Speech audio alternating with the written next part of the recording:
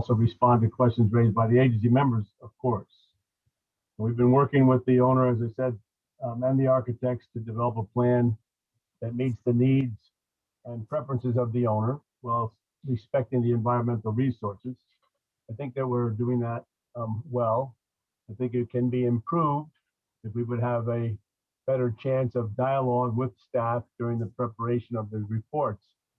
I think that's something that we can improve on as a group, to have more interaction between the professionals and the staff. As you know, we received these comments dated May 20th. Today's the 24th. I also know that there were comments submitted from DPW on the 18th. Gives us very little time to respond. So I think a dialogue throughout the process of development of the plan would be helpful to both sides of the equation. A couple of issues to address or clarify. Right now, the lot that we're dealing with is 5.9 acres because that's the size of the property when the application was originally presented. We have recently received approval from the Planning and Zoning Commission, and we are waiting for the chairman to sign the map so it would become official, at which point the area of this lot would be reduced to the 5.4229 acres, which is shown on your plans as proposed lot line. So the proposed plan of development is actually cited for all intents and purposes within the envelope defined by the current driveway and house location, in addition to the south of the existing dwelling or series of terraces, raised terraces that those of you who have visited the site were able to see. You'll also notice that there are some large trees in the close proximity of the existing dwelling, which would also be in conflict with the proposal. At one point, I submitted to revised plans, so we have been considering alternatives in spite of the staff comment. We have been presenting alternatives, and we would like to continue to develop those alternatives in response to some of the comments that have been made and the concerns that have been raised. We have met with the DPW, Scott Marucci, and our office have met to discuss the requirements of the drainage manual and how we could accommodate those stringent criteria while still respecting the requirements or suggestions made in our first alternative by staff. And to that end, I will explain some of those things, those changes that we've made. We also met with the health department, and we have actually received 2 permits for the septic systems, which are designed to be constructed in the same general area as the existing septic system, which is located on the east side of the lot between the existing dwelling and Fox Run Lane. The soils on the property are limited.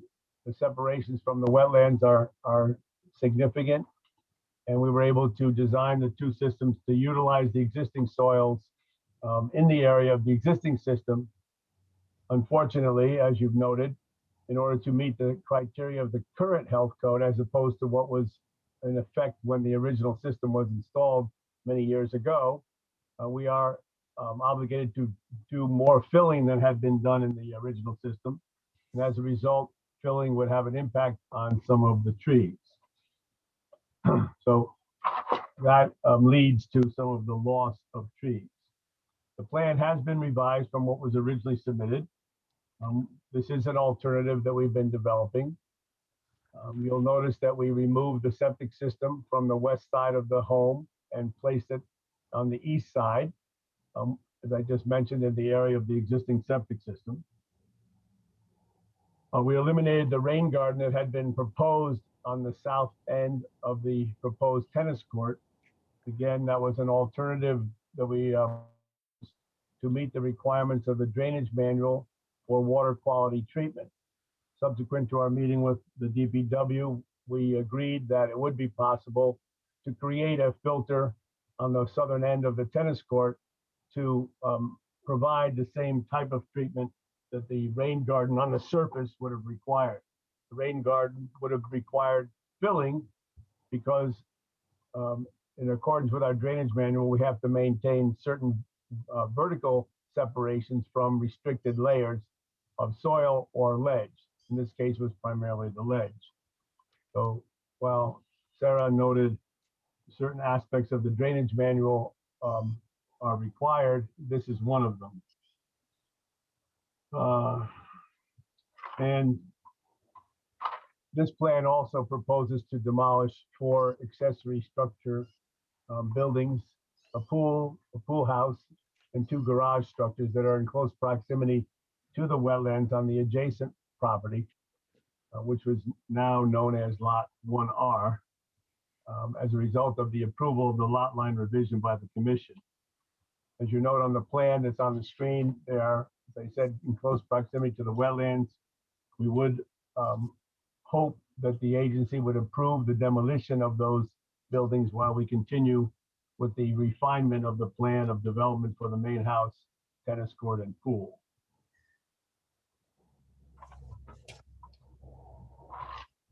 Now, I'd like to just respond to a few of the comments from the staff report, which again was dated May 20th. We did submit those back on April 26th. They're dated April 26th. They were submitted on April 28th. I just wanted to point out again that we would enjoy the opportunity to meet with staff during their reviews. It could be cursory, it could be a few moments, but to hear things that are of concern that jump out at staff, I think that we would be able to respond to more of them in a timely fashion. Unfortunately, trees are an issue. I hope that we're not just counting trees as reasons to evaluate an application, but development does require modifications of the site. I'm not suggesting that we're entitled to anything, but we are, as designers, in the position of trying to accommodate the needs and preferences of the applicant, and while still respecting our environmental elements. Some of the trees on the site have grown too large for their own good and for the safety of the residents of the property. Some of the trees are too close to the septic systems or other elements that need to be addressed. In our case, we cannot ignore the fact that the septic system, regardless of whether it's for the pool house or the home, have to be, the areas have to be filled. That does have an impact on the trees in the vicinity. We should please note that we do have a significant 42-inch oak just west of the septic system that we think is an extremely important tree that we're trying to keep, and we've been able to demonstrate that that can be done. That's a tree that we all consider as very valuable. Some of the pines and other trees around the septic system fill, unfortunately, have to be removed. Bill's landscape plan will intensify additional planting and trees. I know you would prefer to have it 1-to-1. I don't know if that's necessarily attainable or appropriate, but that's something that Bill and the agency can work out. There was a comment in staff report about the concern that something says designed by others. Well, the fact of the matter is we don't design structural elements of the plan. We don't design the house foundation, and we don't design retaining walls. However, we do set the parameters in concert with our environmental consultant and the owner. And ultimately, once the agency has agreed or approved the plan of development with all the alternatives that we present, the final designs will be presented, and that's the way we've done it. And the agency has accepted it for many, many years. So we're concerned about the comment designed by others. It states that the actual fact, we don't design it. They will be designed. They'll be part of the building permit package that the staff will review following normal protocol. In regard to the type of surface in the tennis court, we assumed that it would be impervious. Tennis courts typically are impervious. We never assume that there's any percolation through it. That's why we have the additional filter along the southern border of the tennis court structure. That's again something that we worked out with DPW as a qualifying element for compliance with the drainage manual. We do have design details that need to be refined. If it's a suggestion that we don't have enough anti-tracking pads, it's certainly something that can be added. Typically, we like to have an anti-tracking pad entering the property. If we have the ability to maintain pavement, then we would prefer to do that. But certainly, we can excavate more and put down more anti-tracking pads as they are necessary, or when they are necessary. Once the plan of development is refined and we're not moving buildings or structures around, I think that's the appropriate time to develop the final phasing plan. We're showing you the way the building is constructed. If there's concern about how it should be phased, then we can certainly address that. And I think we can rely on input from staff. I think that's an extremely valuable resource. And we will address those things once we understand the final elements of the design. We also agree that we have to address in the phasing plan where we will park and how that construction will be staged. That will certainly be laid out and provided in a formal summary report that would be part of the final package for review by staff. I think that's appropriate as a condition of any approval that the agency would grant. When we get down to the details of the storm drainage, comments were made about the location of the level spreaders. I think that it's important to note that we adjusted the locations of the level spreaders, length and location, to be primarily on moderate slopes following existing drainage patterns. We're not rerouting or redirecting the water from any of the sub-watersheds. So it's important that we place those level spreaders in locations that will spread out the water over a wide swath to mimic the natural flow. Our detail typically shows a beam, if you will, so that we have a level weir, so that we do get that level distribution. We have reduced the peak volumes in accordance to the drainage manual. We'll continue to do that and satisfy any comments from DPW. I know that sometimes staff and agency members feel that their preferences are in contrast to the requirements of the drainage manual, but we'll work to balance the needs of both agencies. Grading outside of the structures, I think, is minimal. We do agree that you might be able to do something on the western side of the parking area, the northwest corner of the property. We propose to place fill on the south side of the tennis court wall to soften the appearance of it and give the owner an opportunity to plant in a little deeper soil. We can eliminate the fill if that's a problem for the agency and leave the natural soils that just have more of a reveal along that retaining wall that forms the base for the tennis court.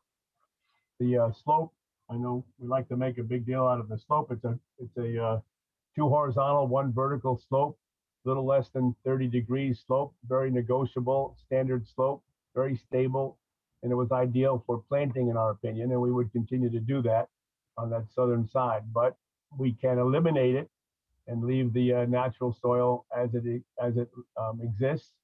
Any drainage down or seepage down through the medium under the tennis court would then weep out through the soil out onto the natural terrain and follow its natural course to hydrate the wetland. So we have discussed amongst the design team ways in which we could reduce some of the filling around the edges of the development envelope.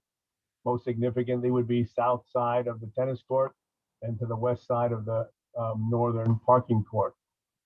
Bill Kenny's report discussed the removal of some of the invasive species, and I'll let him speak to that. At this point, I think I responded to the majority of the comments raised in the staff report. Glad to answer anything specific. I would like to see the agency consider allowing us to proceed with the demolition of the accessory structures to clean up that element of the lot line revision, and to also remove those encroachments toward the wetland on what's going to be or soon to be the neighboring lot. If there's any questions, I'll be glad to respond. If not, Bill may have some comments to make.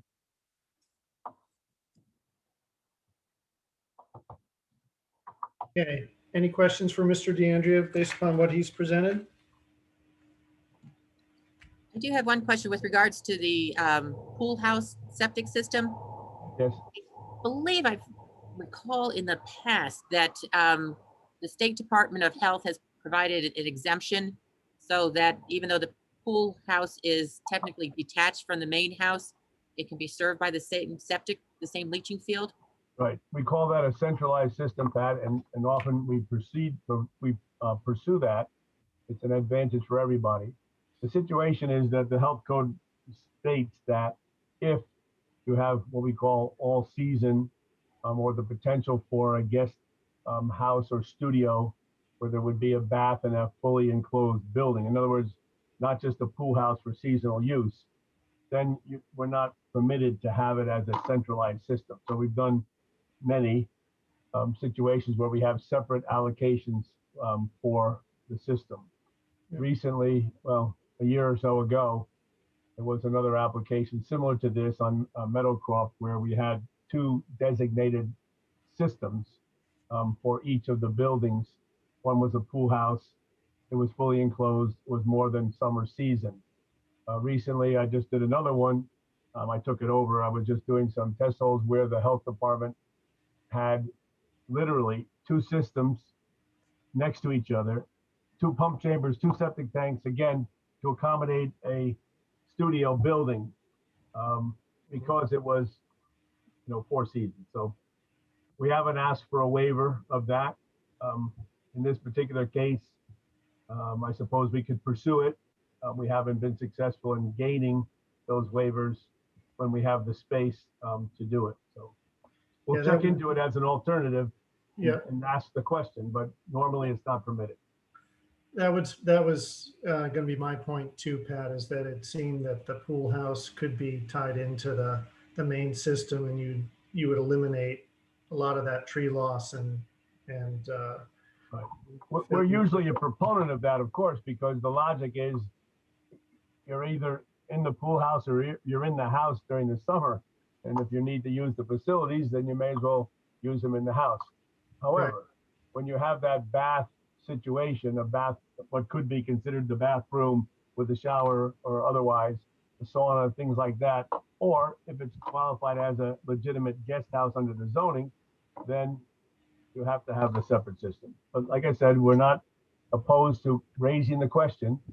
yeah, I'd like to see an alternative where you're using the existing septic or getting the waiver.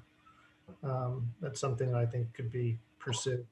This pool is not hundreds of feet away from an 8-bedroom house, so I don't really see the need for an entirely separate septic system for a full season pool house. I think addressing that would be a prudent and feasible alternative. We will request a full waiver if that's possible. Just as a curiosity, I'm sorry, just as a curiosity, were the soils to the north of the development tested as potential for the septic system? I'm sorry, Elliot, I didn't hear all of that. I'll turn up the volume a little more, but I didn't hear all of that question. The question, Tony, is whether you took a look at putting in the septic north of the house instead of to the south. Oh, definitely. Yes, sir. We did extensive testing for the septic system and came right back to the only spot that had soils suitable for installation of septic system, which turned out to be in the void, if you will, where the existing system is. As you can see, we only took down one pine tree in our plan, which is to the east of the primary system, in order to make that work. You notice also that the existing system is comprised of very short trenches going across the contour, literally, and that's just not permitted anymore. So we have to work with the MLSS, and I think that we did a fine job fitting it onto the contours in the area where the existing system is. There's a flow path there of soil, but it's not permissible to keep the existing system with the short trenches anymore. But we only lost one tree.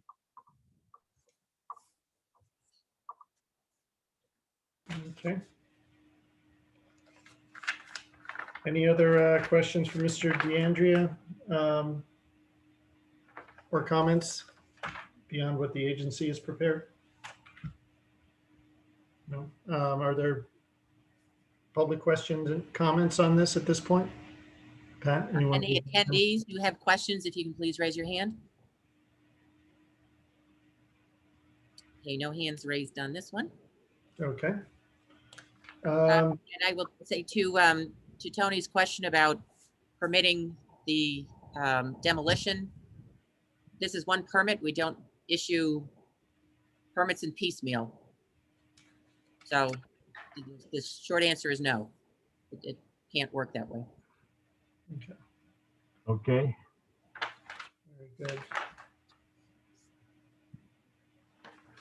Okay, if there's no further agency questions or public questions, let's just keep this open until next month and see what you come back with.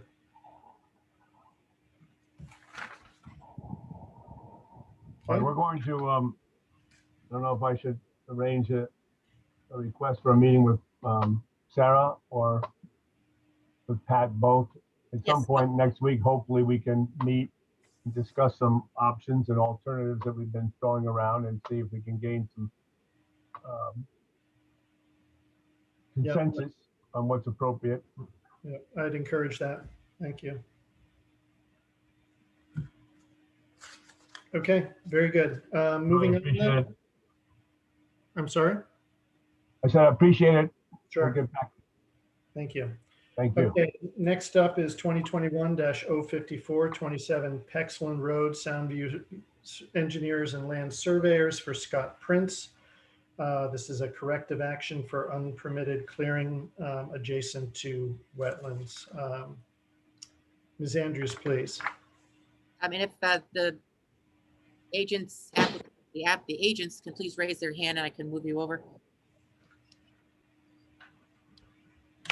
The list Sorry, of Noreen. application documents for 27 Pexland Road include the complete application with supporting documentation signed by the applicant's agent, Robert S. Marslak, P.E. of Soundview Engineers and Landscape Surveyors, LLC, dated March 19th, 2021.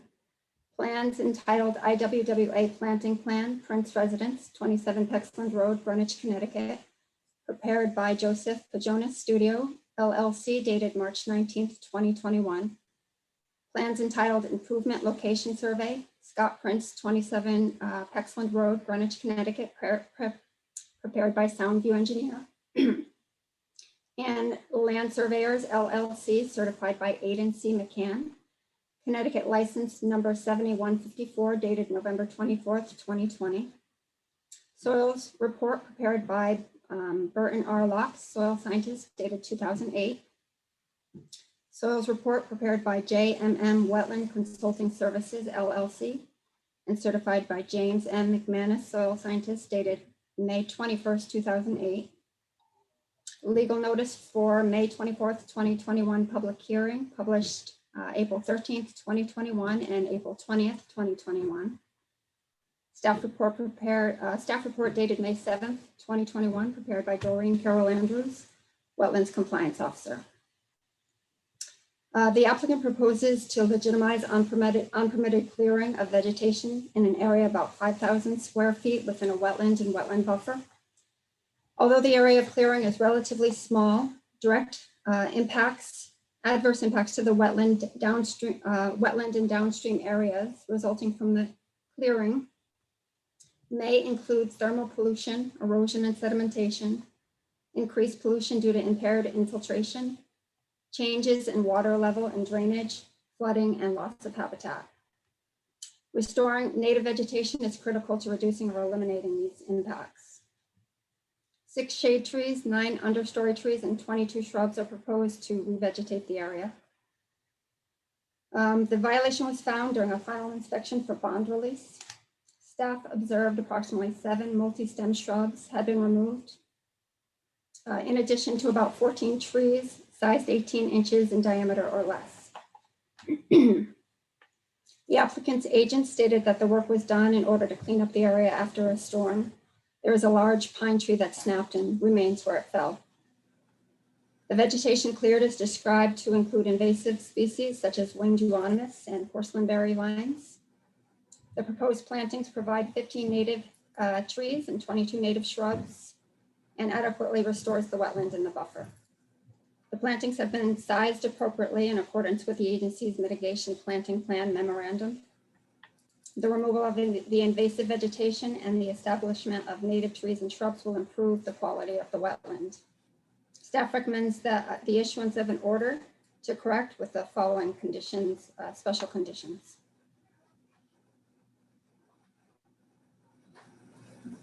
That completes the report. And the record should reflect that members Curlin, Rogers, and Benton were to the site on May 21st. Terrific. Thank you. Okay, very good.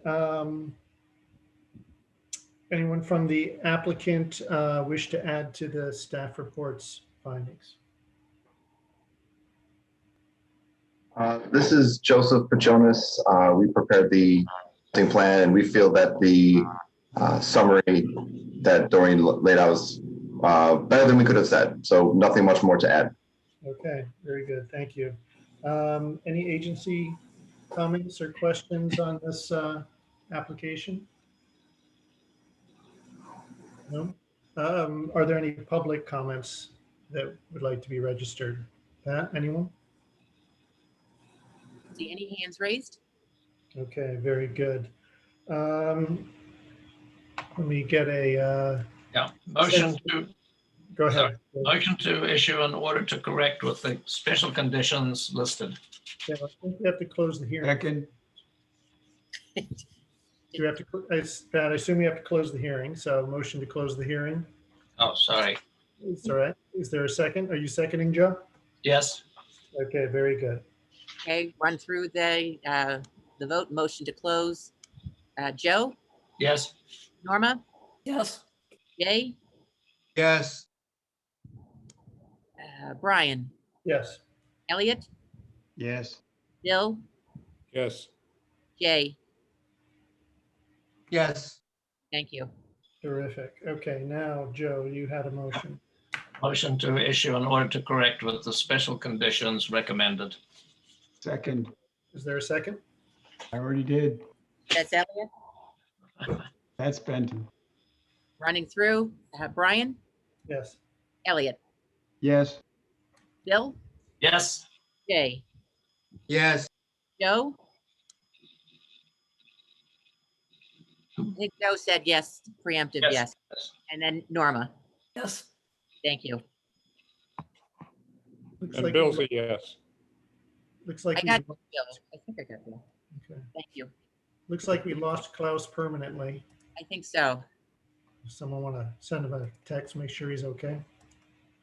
If I can get a hold of him. Okay. Okay, moving on then. 2021-056 Westcombe Road Bridge. Stantec for the town of Greenwich for replacement of Westcombe Woods Road Bridge over Cider Mill Brook. Ms. Sesto and Jen Marina, please. Jen? I'm going to read some of the list of documents into the record.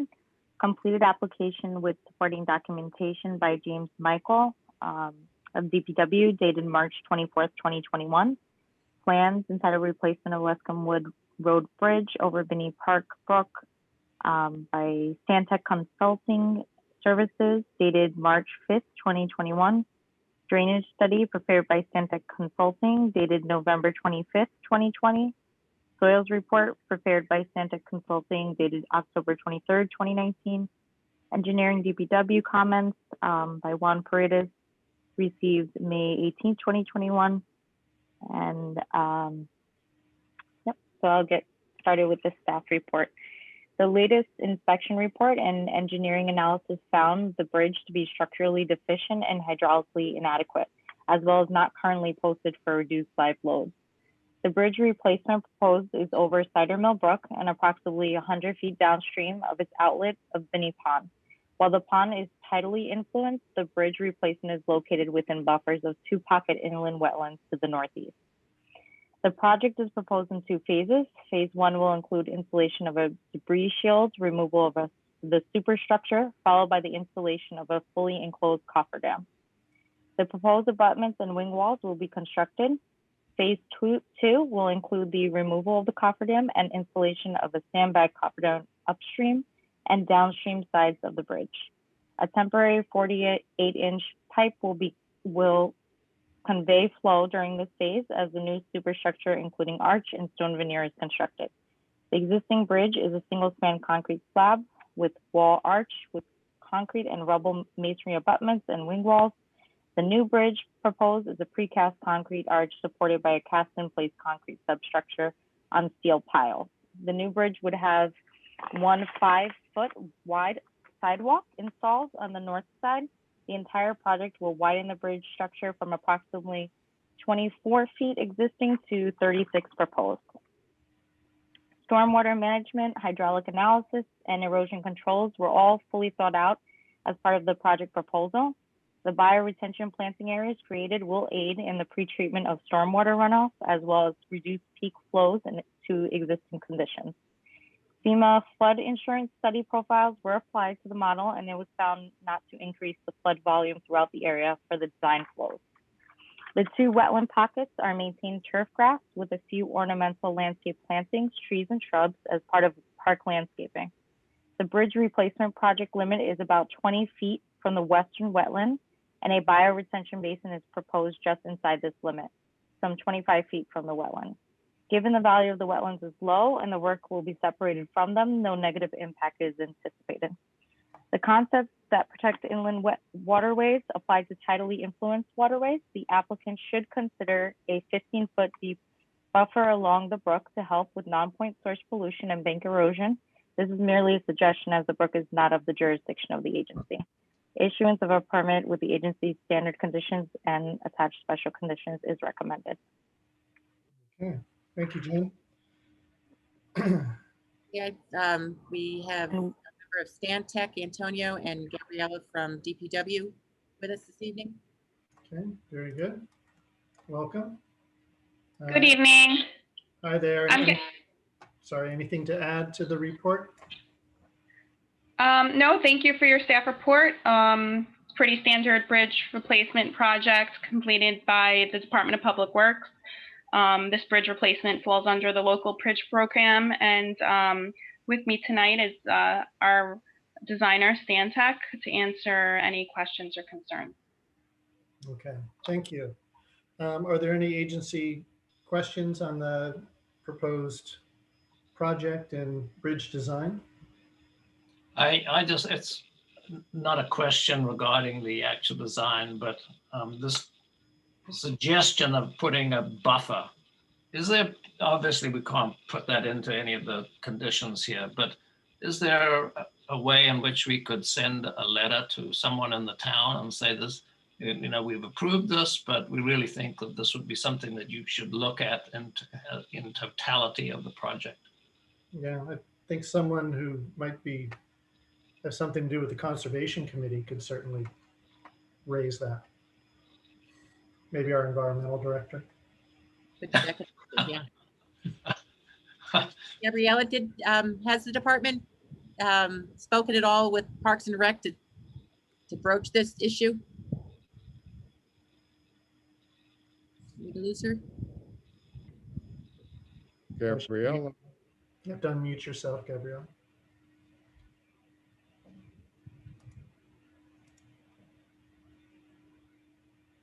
Gabriella, you're muted if you can hear us. I'm sorry, no, we have not had any discussions with the Department of Parks and Recreation. Okay. Yes, I imagine conservation side of the department can facilitate that discussion.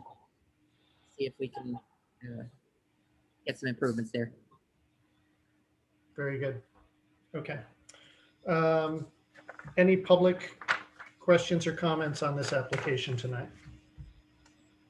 I do not see any hands. Okay. Nope. Clear. Okay. Yeah, I certainly feel from a hydraulic standpoint, this is a big improvement using that bridge, the existing bridge, quite often. Okay, would someone like to make a motion to close the hearing? Motion to close the hearing. Second. Okay, Bill seconds. Okay, Brian, Yes. Elliot, Yes. Bill, Yes. Jay, Yes. Joe, Yes. Norma. Yes. Okay. Hearing is closed. Very good. Would someone like to make a motion on the application? Sure. Motion to issue a permit with the agency's standard conditions and special conditions as listed. Second. Okay, that was a jump ball. You decide who seconded that. I got Bill on that one. Okay. Okay, Norma, Yes. Joe, Yes. Jay, Yes. Bill, Yes. Elliot, Yes. and Brian. Yes. Passes 600. Okay, thank you very much. Moving on, application 2021-066, 474 North Street. Muller Engineering LLC for Alfredo Labalbo. Corrective action for unauthorized clearing within and adjacent to wetlands. Ms. Andrews, please. Okay, hello. This is the list of application documents for 474 North Street. Completed application with supporting documentation signed by applicant's agent Brian S. Muller, PE of Muller Engineering LLC dated April 22nd, 2021. Survey entitled Improvement Location Survey prepared by Soundview Engineers and Land Surveyors LLC. Certified by Aidan C. McCann, Connecticut license number 7154, dated April 8th, 2021. Plans entitled Planting Plan for Al Labalbo, 474 North Street, Greenwich, prepared by Sochi and Sochi Landscaping LLC, dated April 16th, 2021. Soils report prepared by Stephen Danzer, PhD and Associates LLC, and certified by Stephen Danzer, soil scientist, dated March 10th, 2021. Plans entitled Existing Conditions Plan for Bashan Property, 474 North Street, Greenwich, Connecticut, 06878, prepared by JD Barrett and Associates LLC, dated April 20th, 2005. Photos taken April 2nd, 2015. Legal notice for May 24th, 2021 public hearing, published April 13th, 2021 and April 20th, 2021. Staff report prepared May 18th, 2021, prepared by Doreen Carol Andrews, Wetlands Compliance Officer. The applicant's proposing to corrective action for unauthorized land disturbance and tree clearing within a watercourse, wetland, and buffer. The clearing removed about 30 trees ranging in size between 18 inches and 45 inches in diameter and encompassed an area approximately 1/2 acre located at the central and northern portions of the property. The brook and fringe wetland soils are located along the southern end of this disturbed area. This is a significant clearing resulting in adverse environmental impacts on site as well as to the surrounding areas.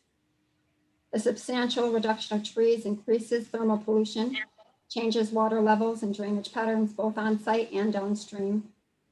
The loss of trees has eliminated habitat for wildlife. It has also reduced infiltration of stormwater runoff and increased the potential for pollution, erosion, sedimentation, and flooding. Although restoring the previous site conditions is not possible in the immediate future, restoring native shade trees is critical to mitigate these impacts. Had this clearing activity involving the removal of 30 trees within 1/2 acre area adjacent to a stream and wetland, with the purposes of creating more lawn been brought to the agency in advance, it's unlikely it would have been approved.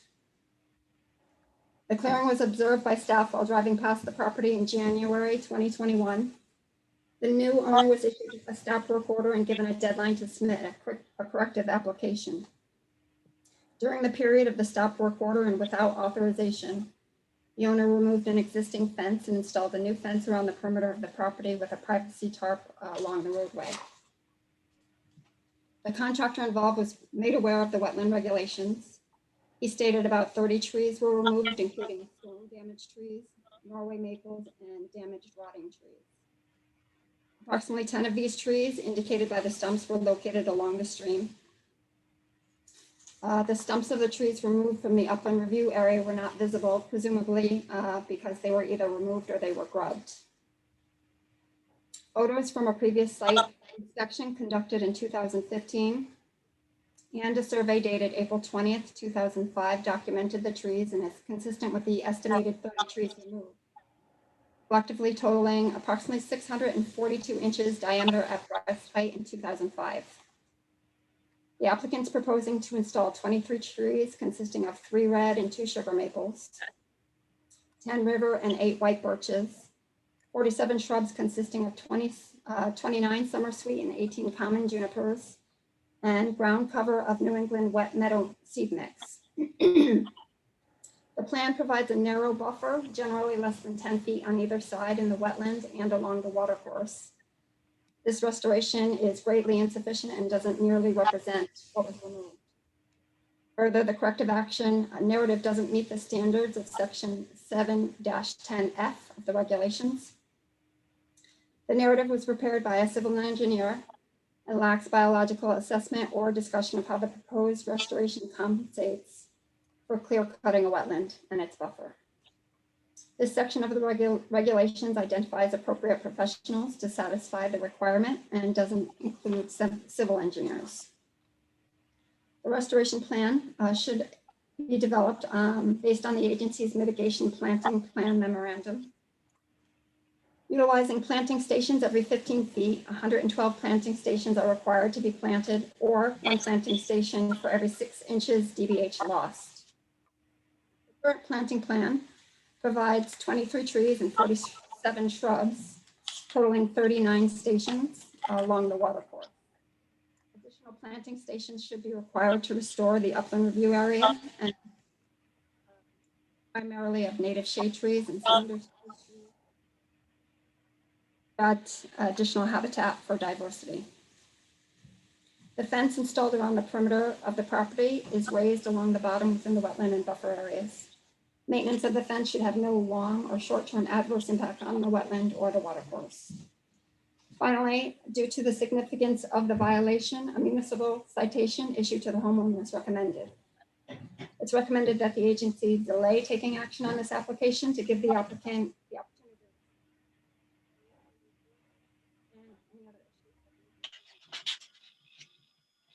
Doreen, I'm sorry, you keep cutting in and out. It's hard for us to hear you. Oh no, how much did you miss? I mean, we Not a lot. but good The job. Okay, so we're recommending a delay. Yeah. Very good. All right. Someone from the applicant, Mr. Muller, you want to speak to this?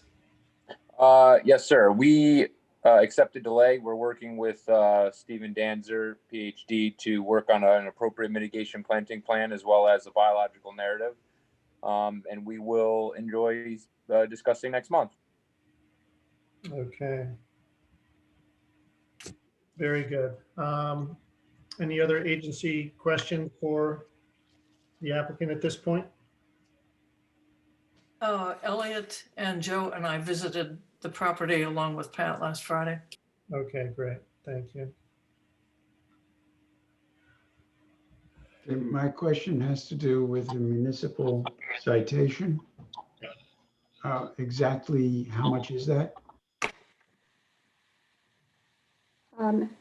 It can be up to $1,000. And who makes that determination? I'm sorry, can you repeat that? Yes, who makes the determination as to the amount? Agency with the guidance of staff would make that choice. Yeah, I would propose that a violation be issued for $1,000, if that indeed is the max. I'll second that. Well, can I respond to that? Yes. I don't really think it's fair to cite the homeowner. He's from out of town. He hired a professional from in town who has deep knowledge of the town of Greenwich. Well, And Muller, you can certainly have the homeowner turn around and get that from the professional. what I was getting at is that the professional might potentially work for the town. So there's, when fines are issued, there is a prescribed process for which somebody can appeal their fine. And those issues, and that it's not appealed to the agency, it's appealed to a third party. Okay, well, just in the interest, that's fine. Just in the interest of trying to conserve some of my client's money here, we did pay triple the filing fee for land clearing of $1,500, which would be $4,500. But because we were just over a half acre, we paid for the additional disturbance as well. So it was mentioned on record that it was about a half an acre. So if we could reduce that triple filing fee, then I have no problem with it. No, I would So- urge the agency not to Yeah. take on this line of logic. It sets a bad precedent for one, and it doesn't have merit in this particular case. It was, Yeah, I mean, the violation is egregious in this Yes. instance, so I wouldn't entertain that. And again, if your client has an issue with the violation, they can certainly go through the appeal process once it's issued. Is, Worth a shot. may I ask a question? Mhm. If the contractor who did the work is known, why not find the contractor? the agency can find both people and let them decide who's going to pay. Okay, so you can list both parties on the Yep. violation. Okay, well, if the contractor is known to the agency, or if that it wants to be provided to staff, then they can issue the violation accordingly, Mr. Mueller, and then the owner and the contractor can discuss it at that point. It may be an easier process than you appealing to have it reapplied to someone else. Oh, I agree. Yeah, just trying to, see what can be done. Yeah, Yep. and to your point, Brian, it is well taken. We do expect contractors to be looking out for their clients, and the statutes read any person.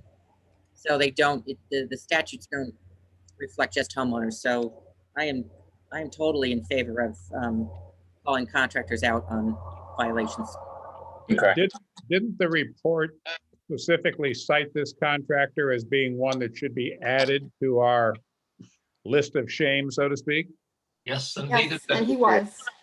Yes. Okay. Very good. Okay, so with that, we will keep this open, although there is a second for issuing the fine. Do you need a vote on that, Pat? In the past, We you don't haven't. need a vote. The way it's written, staff seeks the chairman's permission. So consensus is fine. Okay, so you have my permission to issue that fine. Thank you. Okay, very good. So this will stay open until next month. Thank you, Mr. Mueller. Looking forward to seeing what you come back with. Thank you. Next, we have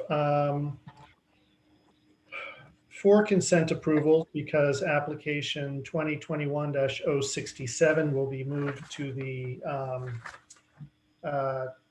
new applications to review section.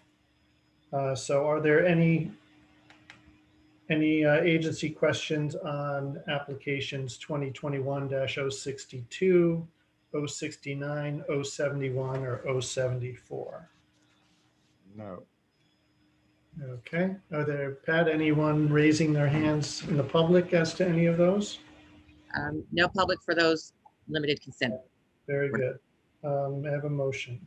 Motion to approve the consent approvals 2021-062, 069, 071, and 074. Okay, very good. Is there a second? I'll second. Thank you, Jay. The vote, Brian, Yes. Jay, Yes. Bill, Yes. Norma, Yes. Joe, Yes. Elliot says yes. Thank you, Elliot. The screen moved. Keep you dancing. Thank you. Okay. On to pending application. I am told that the first two, 2021-83 and 2021-037, have been punted till next month or withdrawn altogether. Either way, we're not discussing them tonight. Is that correct, Pat? Yes. Okay, very good. So we are on to 2021-050, 35 Beechcroft Road, Soundview Engineers and Land Surveyors for Panagiotis and Georgia Kopoulos for construction of residential addition, septic system, drainage, and modification of driveway 35 feet from wetlands. Mr. Clausy, please. Okay, the agency delayed this last month when it was informed of a clearing violation that was found to have occurred in the wetland. Regarding the activities the applicant wants to do it last month, I stated and I maintain that they're really not significant in this in that sense that requires anything but standard conditions to control during construction. Now, since last month, the applicant has submitted a restoration planting plan, which I believe will adequately restore the areas that were cleared. There is a boulder demarcation proposed along the to the southeast of the house, and I recommend that some sort of a permanent demarcation similar or the same as boulders be extended along the edge of woods to the north of that rubble wall. And the only other thing I'd say is the restoration plan shows that the log path, there's a path of big discs of logs that goes through the wetland. That restoration plan proposes to remove those discs. The discs themselves are not really doing much to impact the wetlands. So if the agency is so inclined, special condition 1 can be amended to state that this path can be retained if the owner wishes to do so. But other than that, there are conditions of a permit in the staff report. Okay, thank you, Bob. Who do we have to speak to this? Attendees, can you raise your hand if you're here to represent this application? Bob, do you know who you're expecting? It could be Matt Pop or it could be Bob Smarslak. I don't know. Both are there. Okay. Great. Thank you.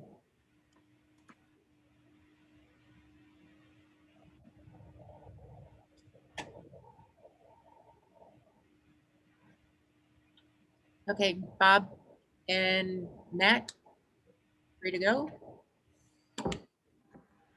Yep. Bob, do you want to go? Matt Pop here. Yeah, Bob Smarslak, Soundview Engineers. No, we're fine with all of Bob Clausy's comments, and we're in agreement with everything. So anything Pop has to add is fine with me. That's with existing the demarcation to the edge of the woods, as Bob is. Yeah, I think that's would be fair to have that demarcation continue to the north to protect the wetland on the north side of the property. Okay, very good. Agency questions for Mr. Pop or Mr. Marslak? I would just agree with Bob's suggestion that the path of the disc could be kept. That seemed to be attractive. Okay, very good. Pat, any public questions or comments? Don't see any public raising hands. Okay, very good. Would someone like to make a motion on this application? Can I just ask one question? It's two. Bob, this question about the extending the boulder demarcation, doesn't seem to be in the special conditions. I mean, is that supposed to be covered by? First one, isn't it? Okay. Am I missing something? Isn't it the first one? Oh, I'm sorry. I apologize. Looked at the wrong one. Okay. No worries.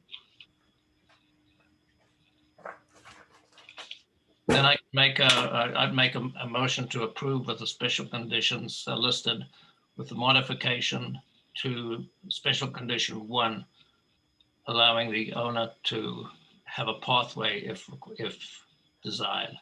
I said to maintain the wood disc. Yeah, as a pathway. As is, yeah. Yeah. As is. Yep. Okay. Is there a second? Second. Thank you, Bill. Bill seconds. Okay, Pat, please. Bill, Yes.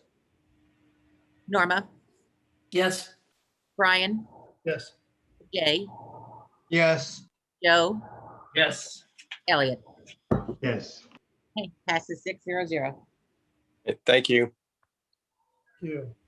Okay, on to new applications. We have 2021-055, 483 Round Hill Road.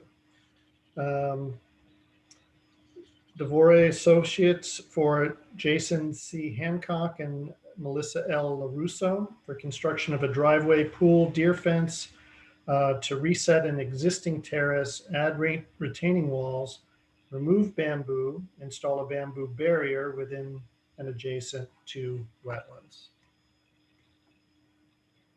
Okay. Similar to the last application, the residential improvements that are proposed here are not really much of a concern. The site behind the house is gently sloping lawn, and the construction access is going to be around the side of the house opposite the wetlands. Maintaining erosion controls between any disturbance and the wetlands should be sufficient. There are a couple little comments about catch basins that need to be protected and things, but not a big deal. I would like the applicant to verify that the mitigation for the 773 square foot increase in impervious coverage is going to be through sheet flow across the back lawn, and that no sort of engineered drainage structures are required. So that would be one thing. There is a pool fence proposed that would go around the rear portion of the property. In order to do so, the pool fence will cross the wetland twice, crossing the watercourse twice. The applicant has suggested that they're going to get a variance to allow for the fence within the wetland and within a 50-foot distance from any wetland to be 4 inches off the ground, rather than what I understand the pool code requires a maximum of 2 inches clearance for a fence. I would like the applicant to explain whether they've gotten this variance and to tell the agency what their contingency plan is if they're not able to get that variance. Let's see, the invasives removal and planting plan is very ambitious. This is a pretty decent sized stand of bamboo, pretty mature, so the rhizomes are going to be all over the place in there. They're proposing to use cut and then treat with herbicides and then mechanically excavate the rhizomes. So it will be a pretty high impact activity. If successful, it will be a definite benefit to the wetland, but will have to be carefully controlled during implementation. As an alternative to the bamboo barrier along the property line, I would like the applicant to inform us whether they've approached the neighbor to see if the neighbor would be amenable to having the bamboo on their property removed in the same manner so that you just get rid of the whole stand. I have personal experience with bamboo, and it's going to be very difficult to maintain on one side of a bamboo barrier. Let's see. They're going to be looking at the section of watercourse that disappears under the lawn. And this thing literally disappears. There may be some sort of, there's an obscured pipe of some sort or a box culvert or something. So that part of the project of restoring that wetland corridor will be to see if daylighting that section of watercourse is feasible. The whole, taking out the bamboo, perhaps daylighting the watercourse is going to require channel stabilization measures, which the applicant will suggest they'll use either core logs or boulders or a combination of the two, which would seem appropriate here. Let's see. I have a big question about what they propose to do in the woods at the southern end of the watercourse corridor. The plans are not clear as to how many of the existing trees are going to be retained. They do state that they're going to remove, quote, dead, dying, or diseased trees. So we need more details on this. I think a buffer demarcation feature along the east side of the stream planting beds would be appropriate to add to the restoration plan. And this whole operation along the watercourse has to be supervised by a professional. So I did give you conditions of approval. There are some kind of important questions to be answered. I know Diane DeVore is on the call. So if we get enough input from the applicant, I would recommend approving it, but tree removal, things like that are pretty big questions. Thank you, Bob. Good evening, it's Diane. Can you hear me? Yes. So first, just to address the engineering, it is sheet runoff, and a report was done by Rob Frangione, the engineer. He submitted it to the engineering department in Greenwich. They've approved it. And we were a little, in our follow-up of this application, we did forward it to Inland Wetlands. So they have the information showing that all the calculations worked on that. And of course, we would cover the existing catch basins and all during construction. So I'm comfortable about that. I have been talking to Joseph Cassidy, who's the state building inspector, and he is fine with the fence being raised to 4 inches.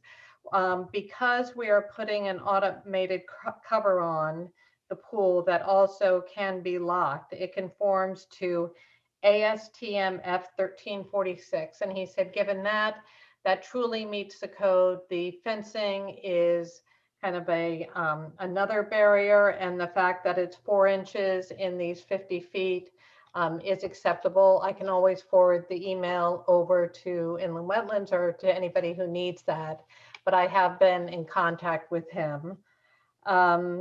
Let's see, the watercourse, I think, that's one that we would be working on site and working directly with Inland Wetlands as we start to expose this and try and understand why it was buried. And so, of course, nobody wants to dig this up right now, but for years we've worked with Greenwich Inland Wetlands. I think we have a very good relationship with them, and it's in all our interests. We are planting along the entire side, so hopefully that can be exposed. We have tagged all the trees that are dead, dying, or diseased. They were not picked up on the survey because there's numerous trees. So I can work with the department. One would be I can come up with a list and try and say, 15 dead pine, 5 dead ash, or we can do a site walkthrough with someone on staff. But they have all been flagged and they're all tagged, and I think it's pretty easy to to understand why we've removed them. It's mainly white pines and ash trees. Oh, in terms of the neighbor, so the neighbor has called a couple times just to discuss the dying trees, and he insinuated then that we could remove our trees. He wasn't interested in spending a great deal of money on his property. I can ask him about the bamboo. I'm not sure. Just with some comments he made, I have the sense that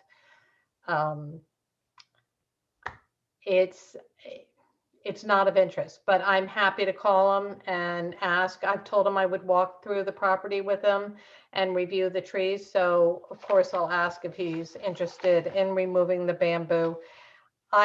Years ago, I did do a barrier. I did find it worked, but Bob's right. I mean, it's tough, but I think it's better to give it a shot than just to allow it to continue to keep spreading and spreading, which is what it's doing at this point. I mean, it's become highly invasive.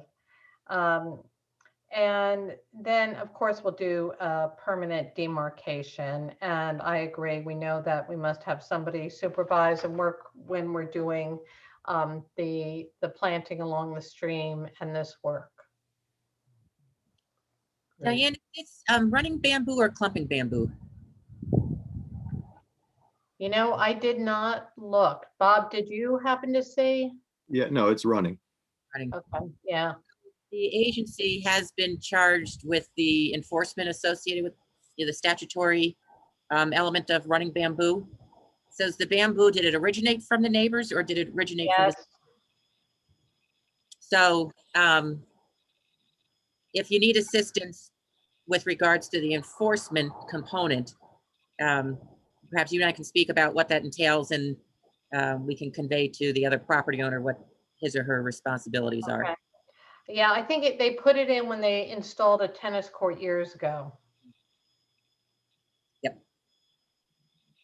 Diane, I'm sorry, could you repeat that ASTM code reference for the code, please? It's ASTM F as in Frank 1346. Okay, that's good to know. Thank you for that.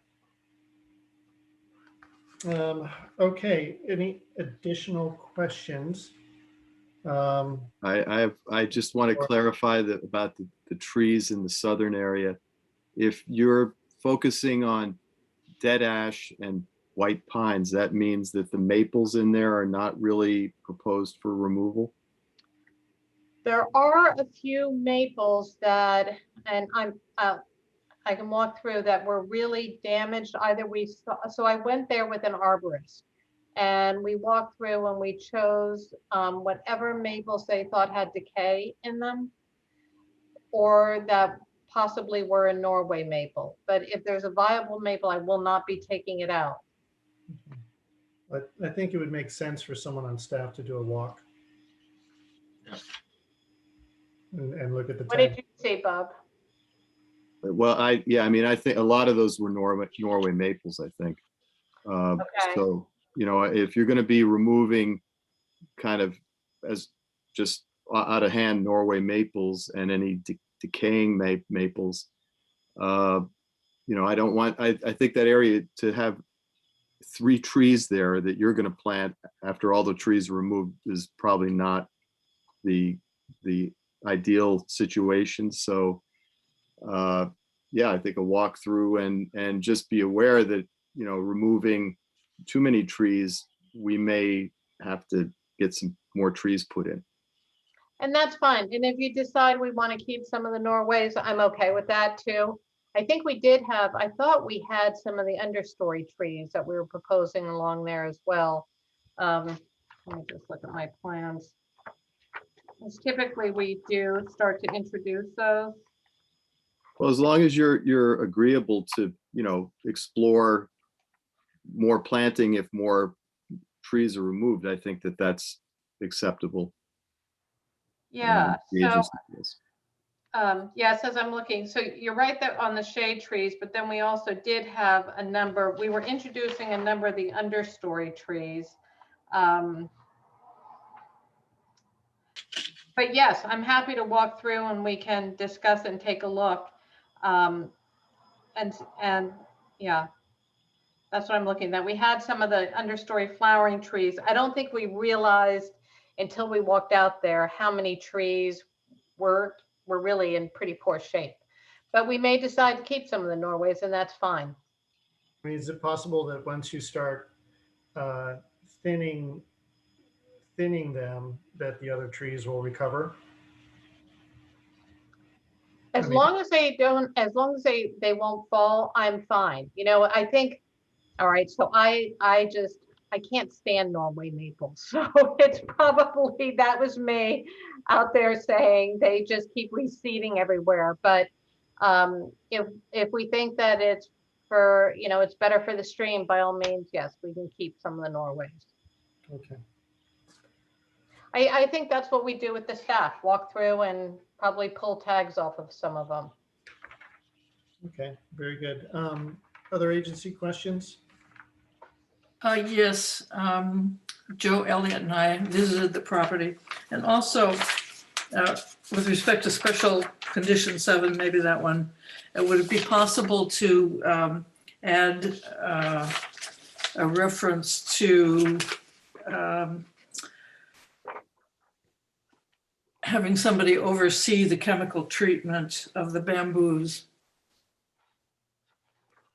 It's not mentioned specifically anywhere, and that's kind of a big deal. Is this a spray or a cut and paint scenario, Bob or Diane? We had talked about that. We were going to cut it and then someone would go in with by hand and kind of go up and down the stems.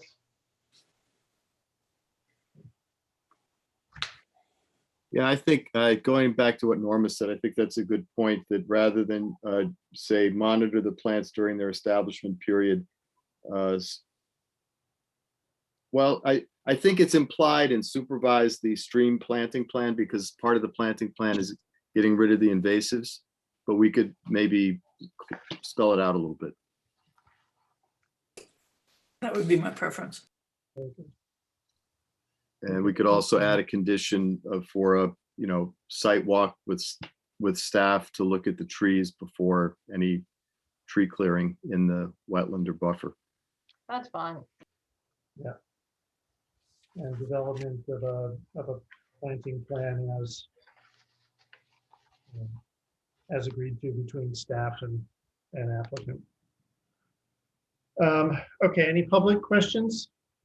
Patricia? I do not see any hands. Okay, would someone like to make a motion with the additional conditions we've talked about?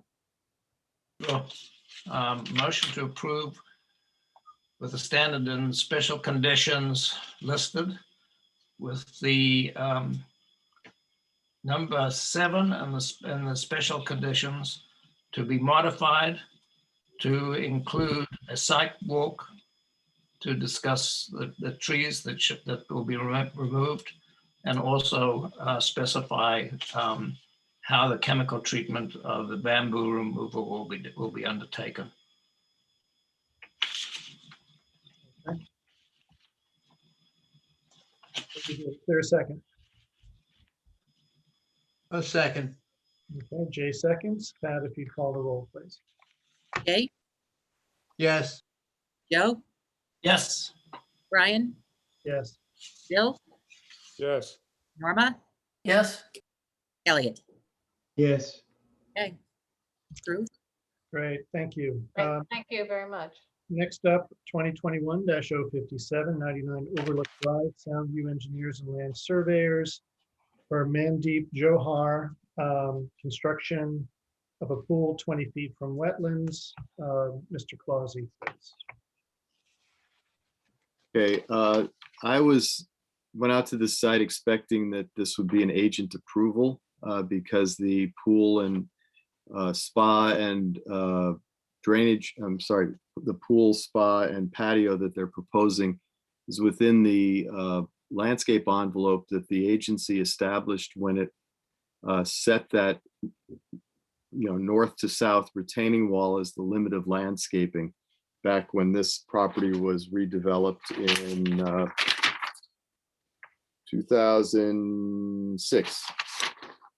However, when I got to the site, I saw this little additional retaining wall that had been constructed at the southern end of the main wall within the buffer. And that sort of kicked it back into the agency review pile. I've provided you with a plan of the as-built from the 2011 permit, which was actually the permit that the retaining wall was built under. The 2011 permit planting plan for shrubs along the base of the retaining wall. Some photographs that were taken in, oh boy, let's see, 2014, when the 2011 bond was released, showing the buffer shrub plantings. And these three pictures are the area where this little retaining wall and level area have been created. And a 2016 aerial from the town GIS system that shows the little retaining wall and what looks like a trampoline on it on the flat area. So it looks as though that this thing was built prior to the ownership of the current applicant, but it is within the buffer that the agency wanted to be maintained in a natural state. I notified the applicant and their agent on April 1st to this finding. We've not received any formal request that this be considered for an after-the-fact permit. We've not received an additional filing fee, which the agency may or may not require, given that this current owner didn't create this encroachment. And so that's kind of, it's been up in limbo. I haven't heard anything from the applicant or their agent. And so I'm just putting this to the agency. We come back next month with some more information. We may be able to go one way or the other, but push comes to shove, the agency can require the removal of the wall and the fill. And one thing about this fill is it does surround the bottom of the trunk of a 40-inch oak. So it will eventually, sooner rather than later, have an impact on a notable tree in the wetland buffer. I recommend the agency delay. Okay, thank you, Bob. Is there anyone from the applicant here tonight? From Sound View that wants to speak to us? Nobody in the attendee list is raising their hand. Okay. I'll recommend delay. Second. I don't think we actually need to take a vote on that. Oh, that's right. That's the new Smoother. order of things. Okay, very good.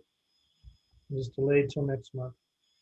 2021-058, 157 Cat Rock Road, Muller Engineering LLC for Nicholas Bavaro and Allison Tepper. Construction of a single-family home, driveway, pool, patio, and drainage 50 feet from wetlands. Bob, please. Okay, this lot was created as part of a subdivision. The agency gave a conceptual approval before in 2015. The house and septic system are within the approved envelope or the conceptual envelope that was shown on those plans for redevelopment of this new lot. You know, there's the plan has been refined. House is a little bit larger. The driveway is a little bit smaller and further removed from the wetland. But overall, it's basically within the limits that the agency considered reasonable when it allowed for the subdivision. Let's see. DPW is looking at the drainage design. I would say that that could be decided and monitored as a condition of approval to make sure that that approval from DPW is obtained before site work begins.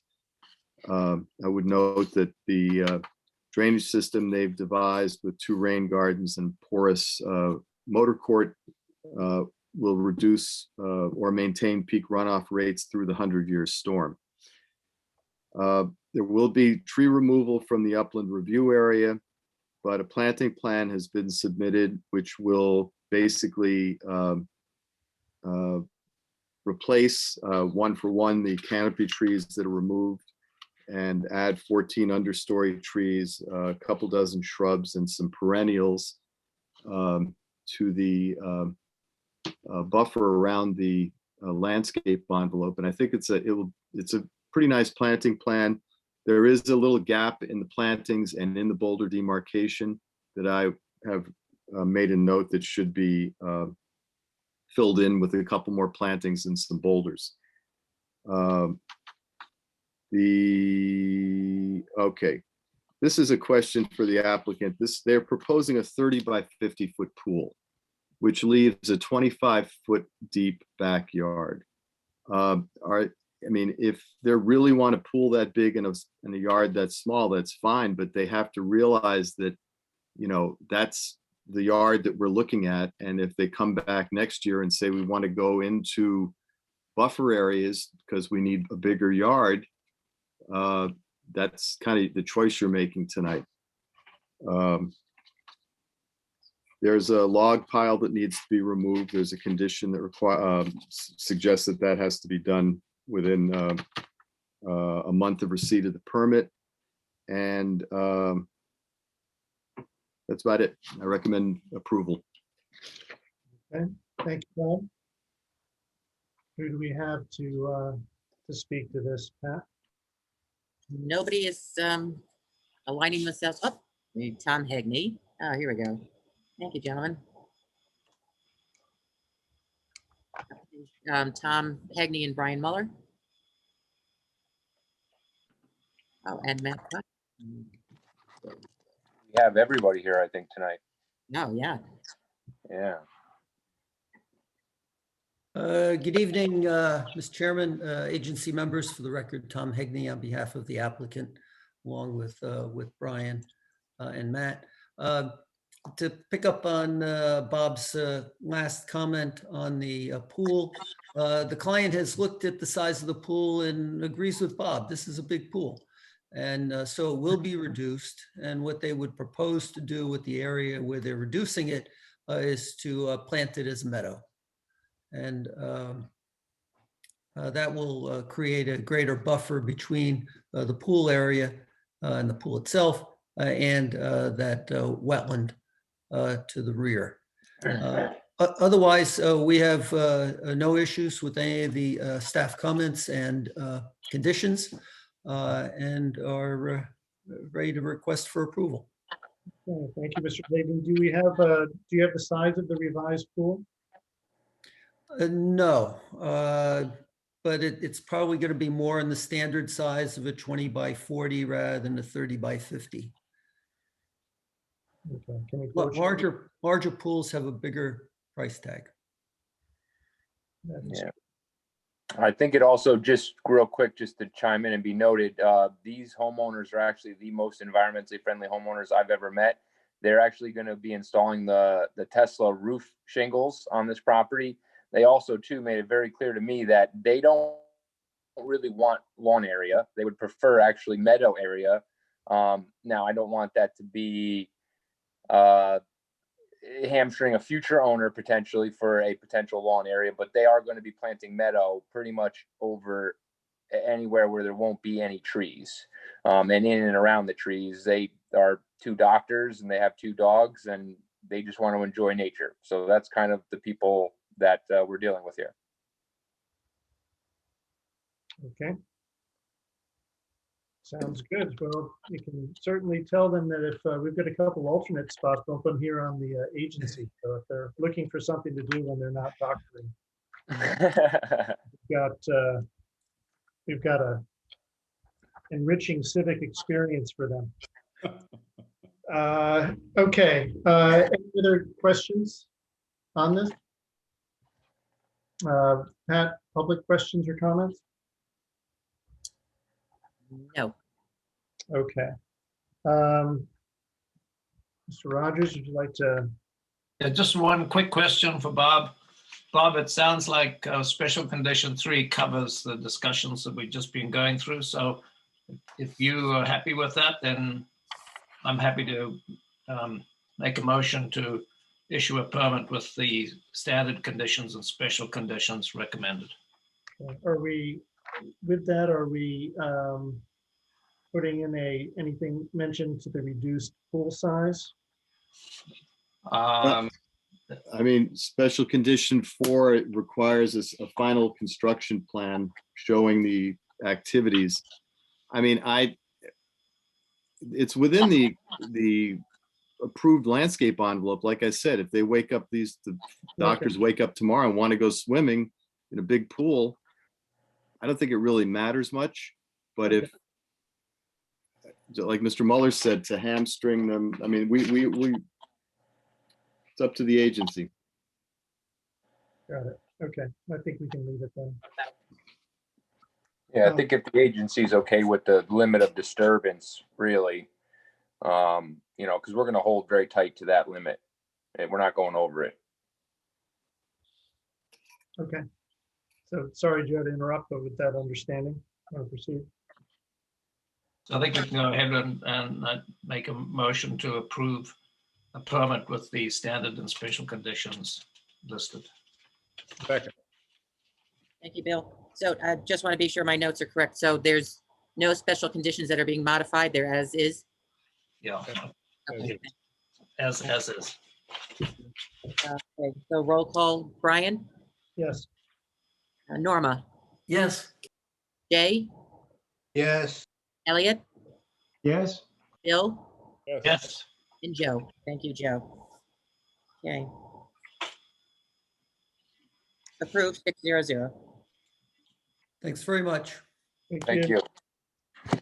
Okay, moving on, 2021-060, 43 La Frentz Road, Annam and Kirby for Peanut Properties LLC, care of Ivy Barnum and O'Mara. Corrective action for unauthorized clearing of trees and vegetation within wetlands, proposed plantings, clearing of debris, grading, fencing, and other site improvements within wetlands. Jen, if you would, please. Stop work order was issued in March to the unauthorized clearing. The applicant submitted a corrective action application with plantings proposed in the buffer areas along the pond. The inland wetland on the property includes a man-made pond with a narrow wetland fringe and a small area of wooded wetland. A portion of the wetland boundary is well defined by a boulder wall. 10 smaller trees under 8 inches in diameter were removed adjacent to the residence within the upland review area. 1 tree 12 inches in diameter and 3 trees under 4 inches were removed adjacent to the pool, 25 feet from the wetland at closest. The applicant proposes 5 planting stations with 4 shrubs, 3 to 4 feet in height in each station. Additionally, 3 more trees are proposed 7 to 8 inches in height. The trees proposed would restore the canopy in the area of the trees removed closest to the wetland. All stations and trees would be planted along the wetland buffer. Presently, the buffer area is directly behind the residence is lawn. Condition in the 1989 permit stated an undisturbed 25-foot buffer along the pond was to be established for plantings. These planting stations and trees proposed would reestablish this buffer. Minor grading to smooth the slope and clearing of yard debris southeast of the residence are proposed in this application, along with installation of a pool-compliant fence encompassing the pool area. Issuance of an order to correct with the following special conditions is recommended. And I will like to point out, Doreen, I forgot to let you know, there's actually an updated plan for those 5 planting stations that look to be more south of the pool. Yep, that one. So it's 3 are shifted up much closer to where the removal occurred. That's all. Okay. Very good. Thank you, Jen. Anyone from the applicant here? I see Brian Muller. Hi, this is Ida Baby from Adam and Kirby. I'm representing on behalf of Adam Shack. Okay. And I'm just, add to the staff report? yeah, I went through the staff report, and as Jen recommended, we're moving those 3 trees, as you can see, further up. And then I talked to my client, and he was asking questions from a planting company, and he got an estimate for $5,000 for all the planting, and he's ready to come up tomorrow and hand you the check if you approve. Okay, thank you. Any questions for Ms. Gebby? Any public questions or comments, Pat? No. Okay, very good. Would someone like to make a motion? Motion to issue an order to correct with the special conditions listed. Thank you, Joe. Is there a second? Second. Okay. Bill? Brian? Yes. Norma? Yes. Jay? Yes. Elliot? Yes. Bill? Yes. Joe? Yes. The order is issued 600. Right. Thank you so much. Thank you. Okay, next up, 2021-061, 0 Port Chuck Road, Adam and Kirby for Joe Pagliarulo. Construction of a single-family home, driveway, patio, swimming pool, septic system, and drainage 40 feet from wetlands. Mr. Clausy, please. Right, this is a densely wooded, undeveloped site that has some interesting features, including a non-disturbance easement area in the eastern portion of the property that encompasses the on-site wetland and a good portion of the buffer of that wetland. The site's got pretty dramatic topography, rock outcroppings. The ponded wetland to the west of the house site is a vernal pool, and we have received a environmental assessment from Matt Pop, and he while he couldn't do a study of the breeding success in that pool this spring because we got going a little late on it, he does think it has all the characteristics of a very viable breeding site. So this project would develop the northwest part of the property. This is just like the 157 Cat Rock. When this lot was developed from a subdivision or cut off from a larger lot during a subdivision process, the agency did issue a conceptual approval, and the conceptual house and other improvements on this lot were in this portion of the property. Let's see.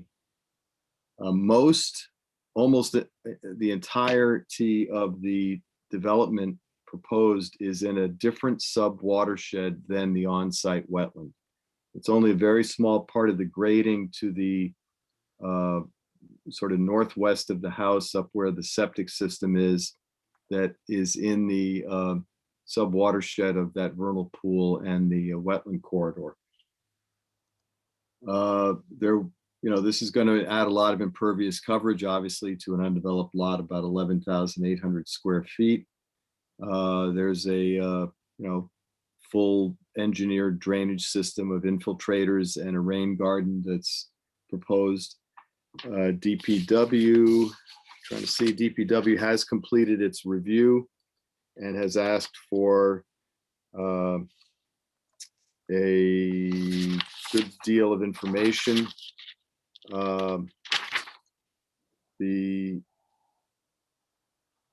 Let's see. So that's something that I think the applicant has already started to address and can speak to later. after I get done with this brief summary of the report. The non-disturbance easement itself creates sort of a 35-foot wide or more buffer to the wetland. In the 1998 permit that was issued when the subdivision was created, the agency stated that a 50-foot wide buffer should be maintained around all wetlands within properties in this subdivision. So the applicant has, along with the non-disturbance easement, has added a no clear strip along the west side of the easement area, which at a minimum in a couple of places is about 45 feet wide, but in general is more than 50 feet wide. So I think this does address the agency's directive on that undisturbed buffer requirement.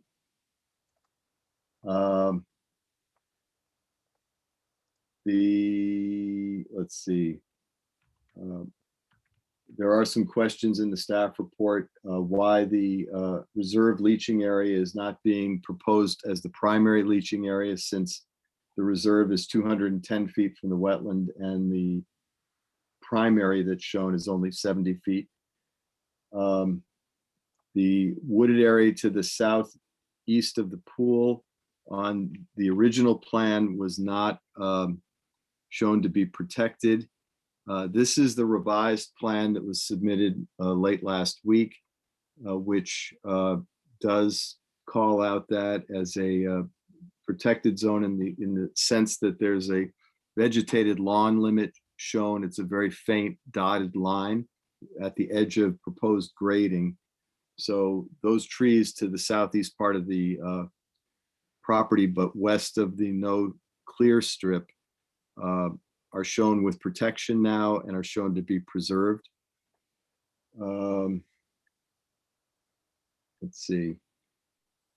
I did call out that the original plan set showed that there'd be an incredible amount of grading required to flatten areas for the house and grade the slope for all these other things.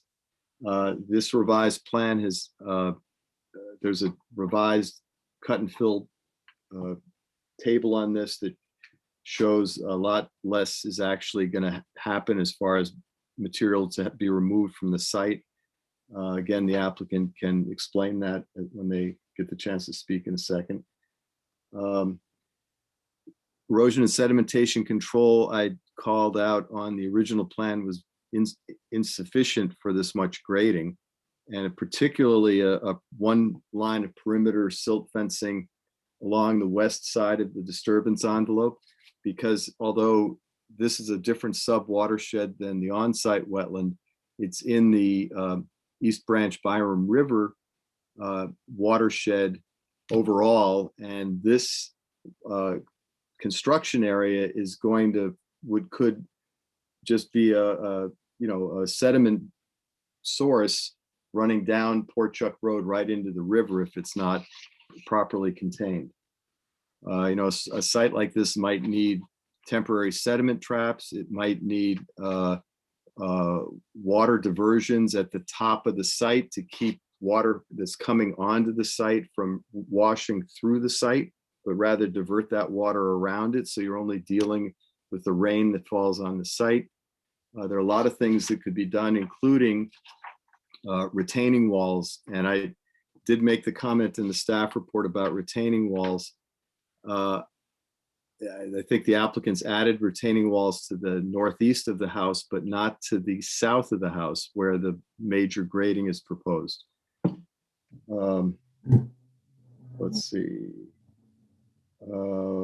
Okay, so we did get the biological report, which was a shortcoming of the original submission. And I recommend the agency delay. The applicant's engineer and Mr. Pop are in attendance tonight, so they can answer some of the questions and update the agency as to where the plan is developing. Okay, thank you, Bob.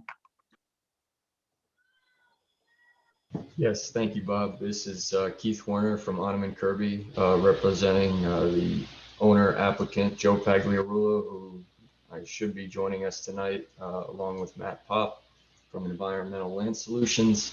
So the plan that we originally submitted has been revised to meet some of the comments that we've already discussed here with Bob.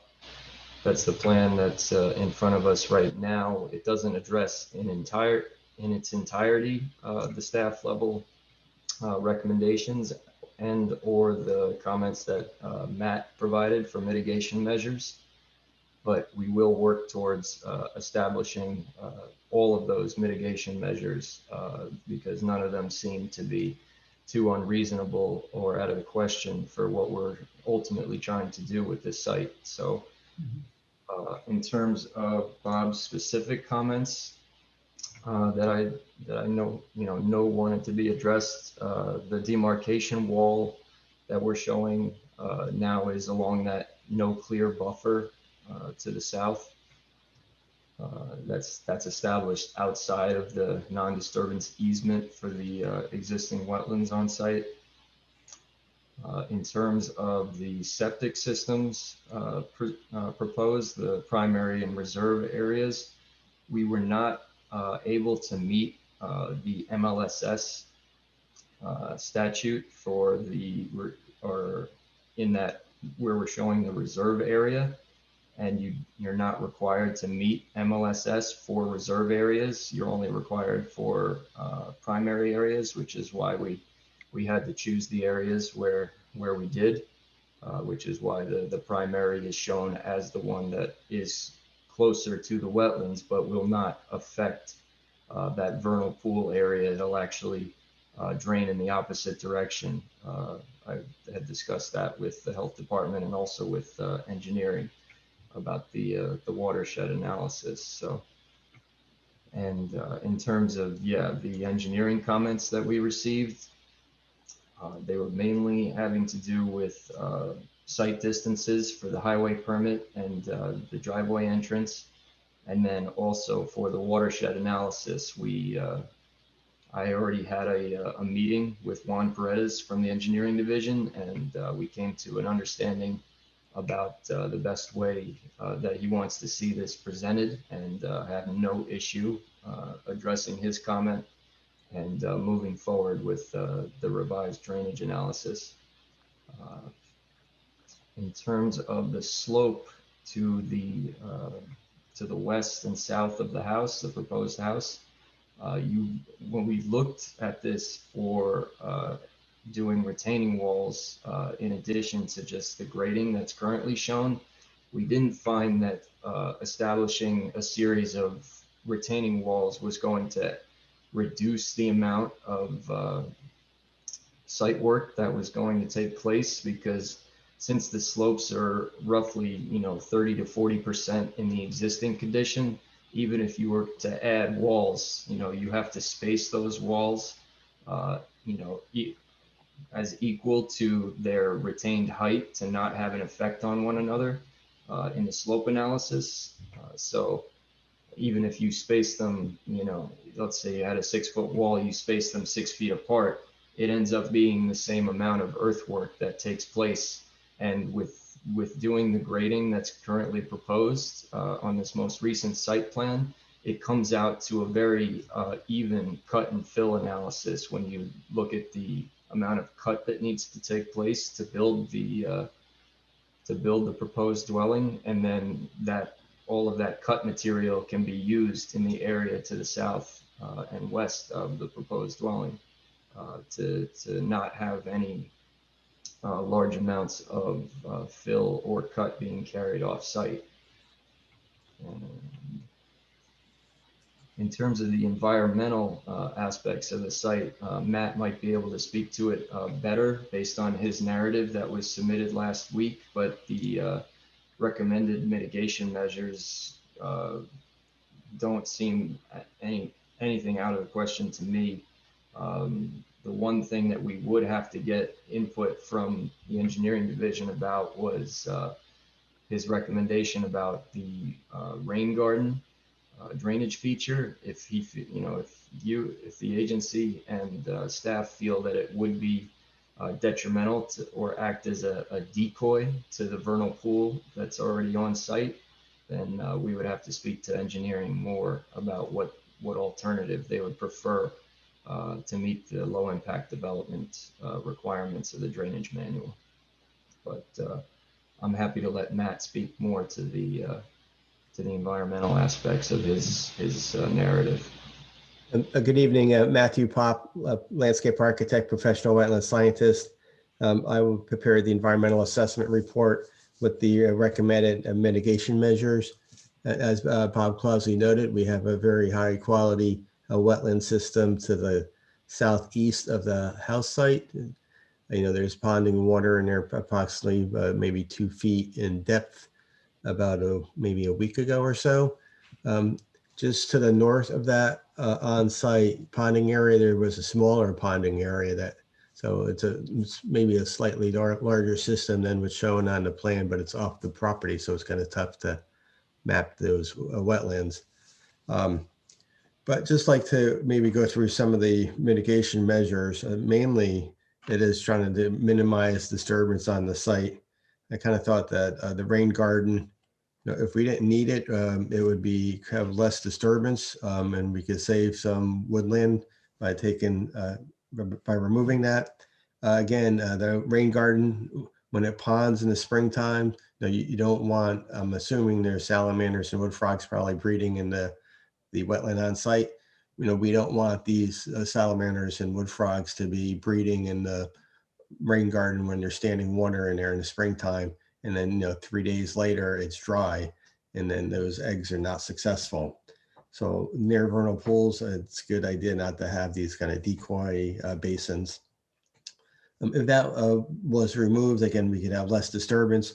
I think also by the rain garden, some of that grading near there could still be slightly reduced. We're almost at grade, almost like at the 250 contour down. It looks like those contours are very close to what's existing. So I think we could probably tighten up some of that grading there. Another mitigation measure was trying to have a wildlife barrier around a swimming pool. Again, you don't want the wildlife kind of walking across the landscape and walking into the pool. So there'd be some type of wildlife barrier that would prevent the frogs and salamanders from doing that. We also could increase the size of the no clearing buffer to include this southern section of the site that's not protected currently. And then also along the southwestern property line, along the kind of the Byram River area down there. Again, I think that would be great to have that in a protected, just a protected area that's on the plan. And then we would, depending on the time of year, if they're going to build during the breeding season or when wildlife is active, we propose to do some type of wildlife sweep across the site. I would say right before the silt fence, right after the silt fence is up, to relocate those any wildlife that we find on the other side of the silt fence and kind of protect them from development. So again, I think we're still going to process of revising this plan just to minimize the disturbance. Again, the woodland around this wetland system, even the woodland greater than 100 feet away from it is a valuable habitat for these the vernal pool wildlife. If there's any questions, I'll be happy to answer them. Thanks, Matt.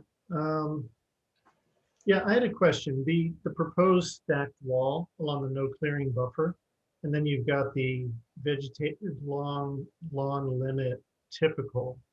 What is the end state of that area to the right of the, between those two? You're preserving those trees, but is the understory just going to be kept the way it is? Well, hopefully in a revised plan, a majority of that was going to be in that no clearing buffer area. But then that follows with my next question is, would it make sense there then to actually run your stacked dry wall along that vegetated lawn limit line? Either that or the no clearing buffer. Yes, that would make sense. Because if Yes. you could snake it, if you just snake that stacked stone wall, you're providing a lot more habitat for the vernal pool species in that area that you're not going to be developing anyways. That might be something to consider. Yeah, and it'll be a lot less distance to build there. Yeah, true. Yeah, that would be true. And it also provides, a barrier to a subsequent owner going in there and clearing out underneath those trees. And, Mhm. So in agreement. yeah, that might be worth considering when you come back. Other agency questions? Elliot, looks like you're positioned. Yeah, I'm just a city boy. And doesn't a stacked stone wall sort of stop the critters from moving back and forth through the area? No, they go through it. In this case, if it was, it would, and I would think you almost want those critters to kind of be kept out of I would say the maintained portions of the property. I would say you wouldn't want the salamanders walking across like a lawn area, where they could become prey, or across near the swimming pool or onto the driveway. So again, I think that wall kind of acts like a barrier to keep the wildlife, in the woodlands and outside of the, maintained portions of the property. So by potentially moving that stacked wall to the vegetated lawn limit line, you would be providing them more habitat, but also then limiting them from the more maintained portions of the property. Well, if it's a loose stacked wall, then amphibians can burrow into it between the stones. They can maybe find ways to go through them. So it's habitat in and of itself. Yes. I guess I'm more concerned about keeping the lawnmowers from going the opposite direction. No, I concur with your idea of shifting the demarcation to the west of the standard trees and southeast part of the plan here. I would like to back up a bit. So this permit was issued for this lot back in 1998, when a time where we really were not as knowledgeable with vernal pools as we are today. The grading that's associated with this takes out that critical terrestrial habitat that we've all spent a lot of time on. And I don't feel as though the 98 rules, the concept that was approved back then, should necessarily be a starting point. To me, I feel like we should be just starting fresh. We've got the property boundaries; those aren't going to change, but there's just so much more. And so we had Joe, Norma, and Elliot were out to the site last Friday, and it's difficult to accept the extent of clearing for this grading, knowing how important it is for that vernal pool. Well, are those trees? I mean, they aren't Xed out like the ones around the house. So you're saying everything on that slope is also looked at being eliminated? Yes. West of the pool. It's not, because some of that grading. Yes. Yeah, correct. So correct, Matt. All the trees and the grading are going. So that's why I think that lower portion of that slope, I think we could easily tighten up that grading to reduce the amount of disturbance down there. Again, we're like that 250 contour. I think we're almost right on that grade. I'd like to sort of follow up on Pat's comment. And given the amount of time and effort that we have spent on wood roads and other things that pass close to vernal pools, to just accept this with the huge amount of grading and development that it entails, without a complete analysis of the impact on the vernal pool seems to me short-sighted at best. So I would propose that we require a complete vernal pool analysis, including total development in the, what is it, 750 foot area, Pat? Yep. Yes, we got the first 100, the critical, then the terrestrial upland habitat goes out to the 750. Right. And we're even permitting development and disturbance within the 100 feet here. So it seems to me that we're being sort of lax. I'd also add that the wetland boundary that's shown does not, well, it doesn't match the contours on the plan here. And certainly when you're out in the field, there's them being, the wetland boundary being shown up gradient of the swale doesn't seem to make sense.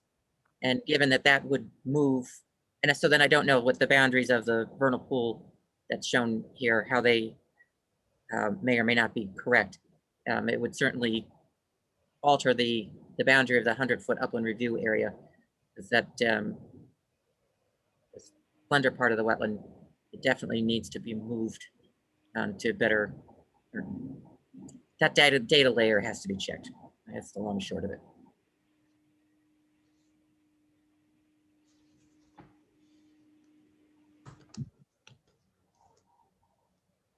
But I think that offsite wetland to the east, might extend to right where it says 90 Port Chuck Road. That contour there.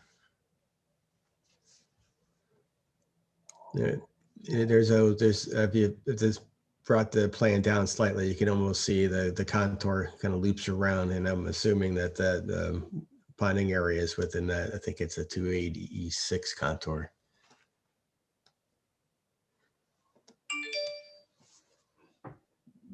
So you'll check that. So you see what I'm saying, Matt, about the slender connecting section of wetland?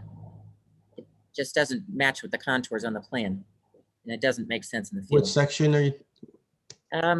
So the upland, the vernal pool portion where it says non-disturbance easement, then you've got 9162, and then if you move, I guess it's south and west, that slender section of wetland. Okay, yep. It's riding along the hillside, but then you can see the contours depicting the swale further to the left. So yeah, so yes, it looks like. Okay, yep. Again, so most of the development luckily kind of flows, or the whole development does flow away from the vernal pool. Yeah. So we would have a different discussion here if it wasn't. So I agree that is an important component, and we also know that the amphibians don't stick within the shed of the vernal pool. Yeah, so I would say the water quality is important, and then since that's kind of maybe not as important here, protecting as much as the woodland around this area would be the next, I think, thing that we want to make sure we do. Right. Yeah, no, the whole development that we came up with here was to have the least amount of impacts to the existing wetland, the buffer area, and the vernal pool, because everything is, we're taking it from that 300 contour down, and it's all coming to the west and flowing away. Anything new, any new surfaces introduced are going away from the vernal pool and wetland. But it's not a matter of flowing away. It's a matter of providing the proper habitat for the creatures that are living in the vernal pool and breeding in the vernal pool.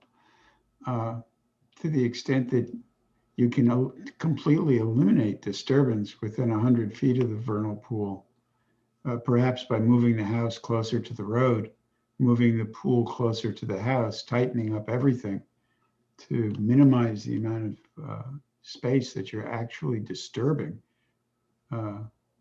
would be beneficial. I know that there's some sightline issues with the driveway and the slope issues, because I kind of, and setbacks, because that was one of the first things I kind of thought could the house be shifted towards the north?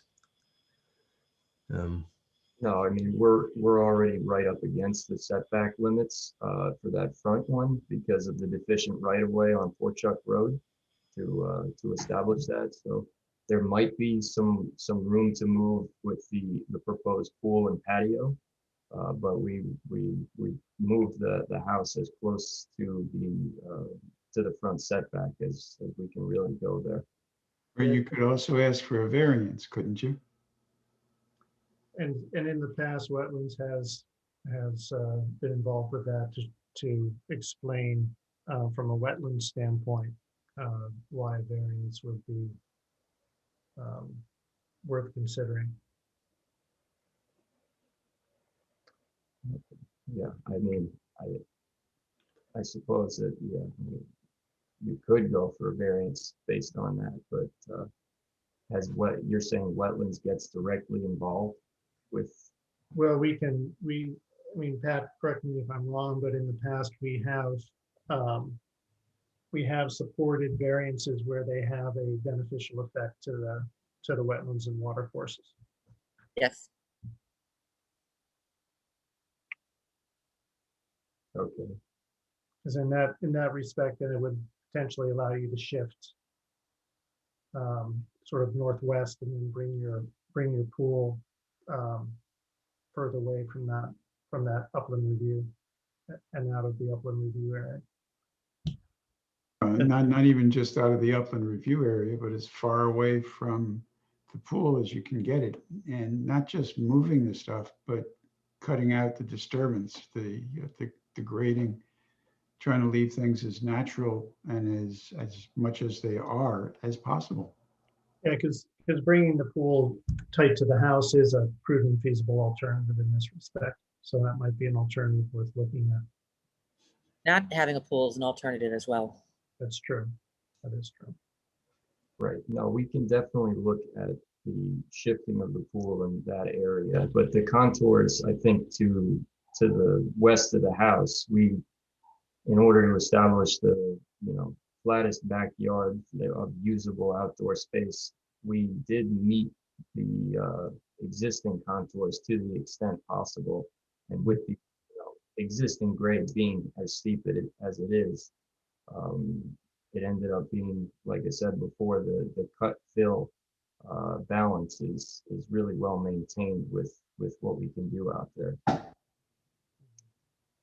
So I think it's terrific that the cut and fill is balanced, but as it speaks to site disturbance, it's the area that's being disturbed, not necessarily are you balancing. Moving soil from one place to the other doesn't necessarily reflect an absence of impact. And when you come back, if indeed there are trees that are being eliminated because of the regrading on that slope, let's show those as X'd out as well, so that we have a full picture as to what we're looking at. Yes. So what would be the process for like if we to see if the rain garden could be removed? Is that something that we talk to engineering about with Pat's help, or? Yes, it would work the same as the variance. Yep. Okay. And, I would like some cited guidance, Matt, with how long does and perhaps Keith can speak to this as well. How long is this rain garden meant to hold water, and how long does it have to hold water to be a valid decoy? So it's sort of a two-part engineering and then ecological question. Right. They're designed to have a 72-hour drawdown. So no more would typically you would never get more than 3 inches of standing water in there at any time, but okay. They're all designed to fully drain within 72 hours maximum. So to Matt, I would say that we need to have a clearer understanding of just how the rain garden would operate in order to determine if it's in fact a valid decoy or not. Well, if it doesn't pond out, if it ponds outside the breeding season, I think you're fine. But if it ponds, the end of March, But I'm hearing Keith say that it's gonna pond no more than 3 inches. Yeah, they're very low height freeboard for Yeah. these.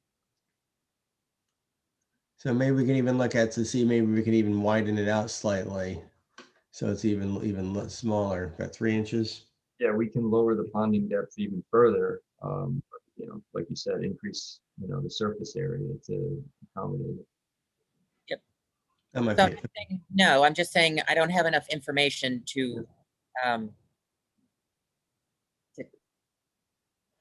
conclude that the concern is appropriate.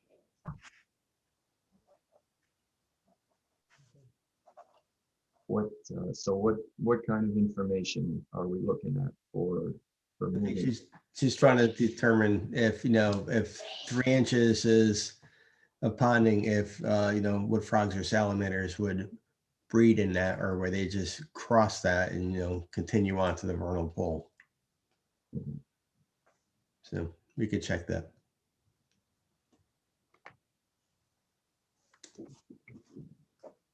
Okay.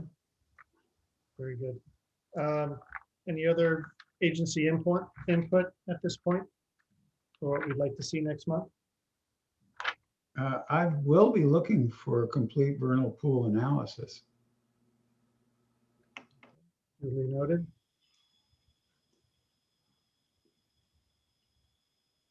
Pat, do we have any public questions or comments on this application? I am not seeing any hands raised, no. Okay, very good. Okay, thank you, gentlemen. We will continue next month and looking forward to the progress at that point.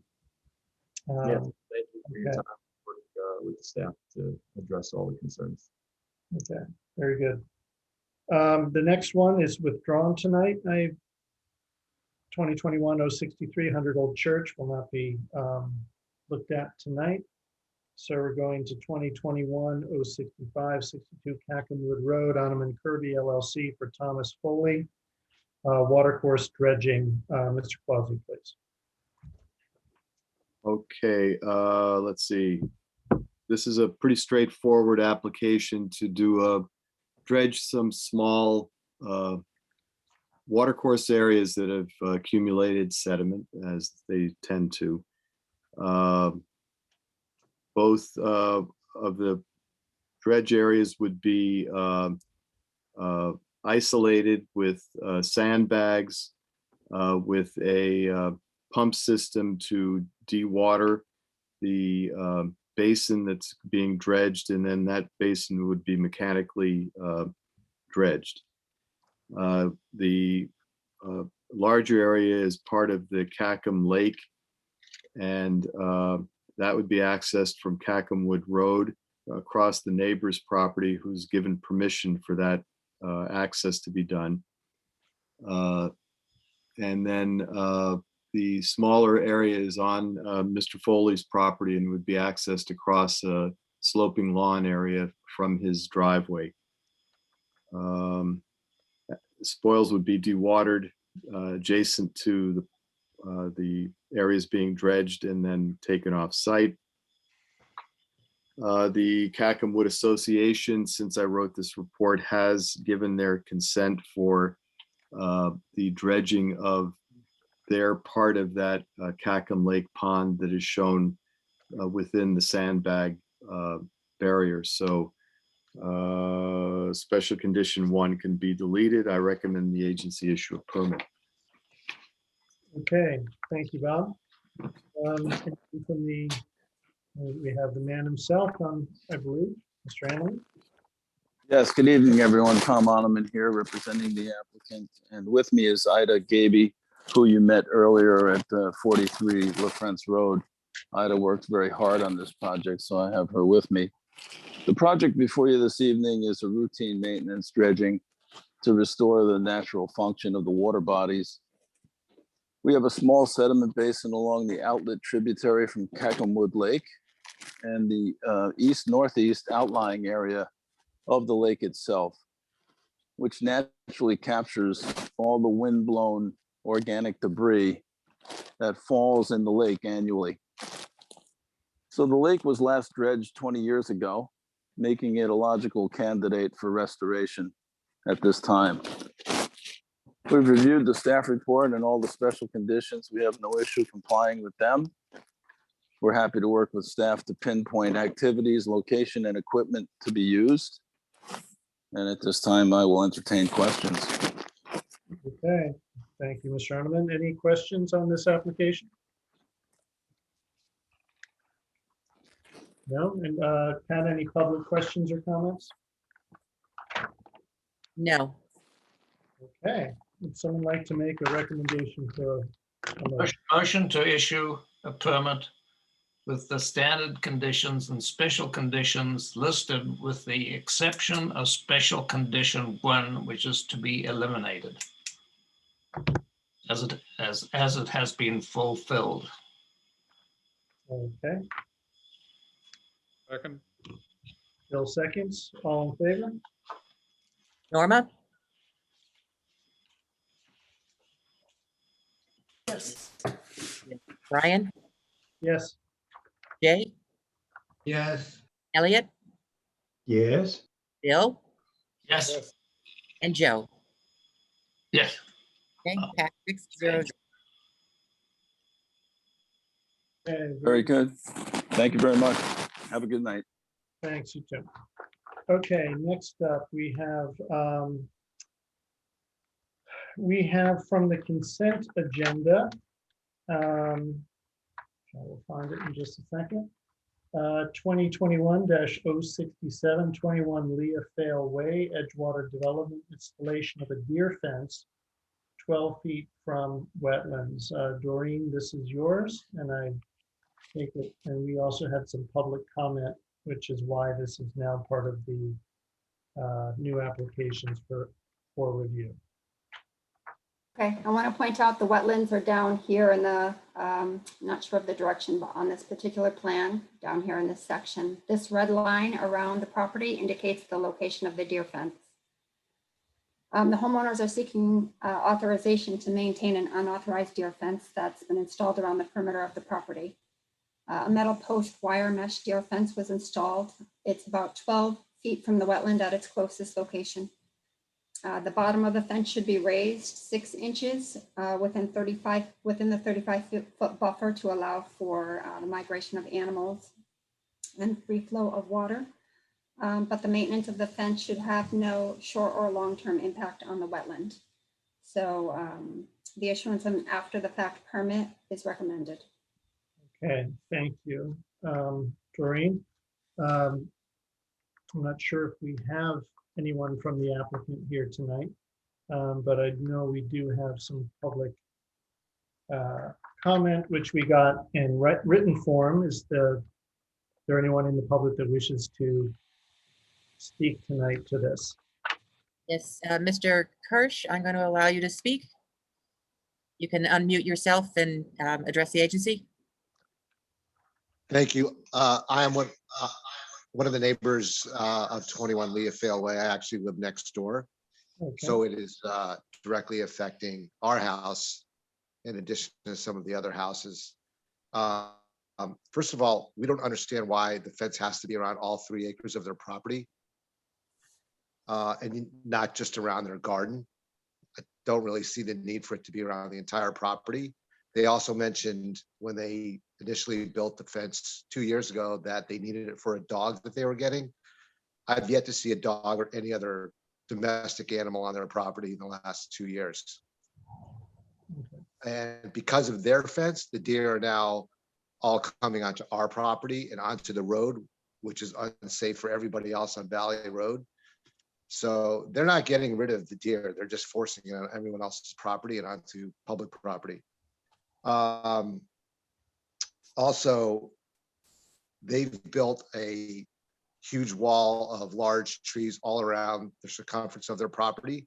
And then they put the fence outside of that onto our property, since I'm one of their next door neighbors. So they can't see their fence, which is around 8 feet tall, but it's an eyesore to everyone else, including us, which I don't think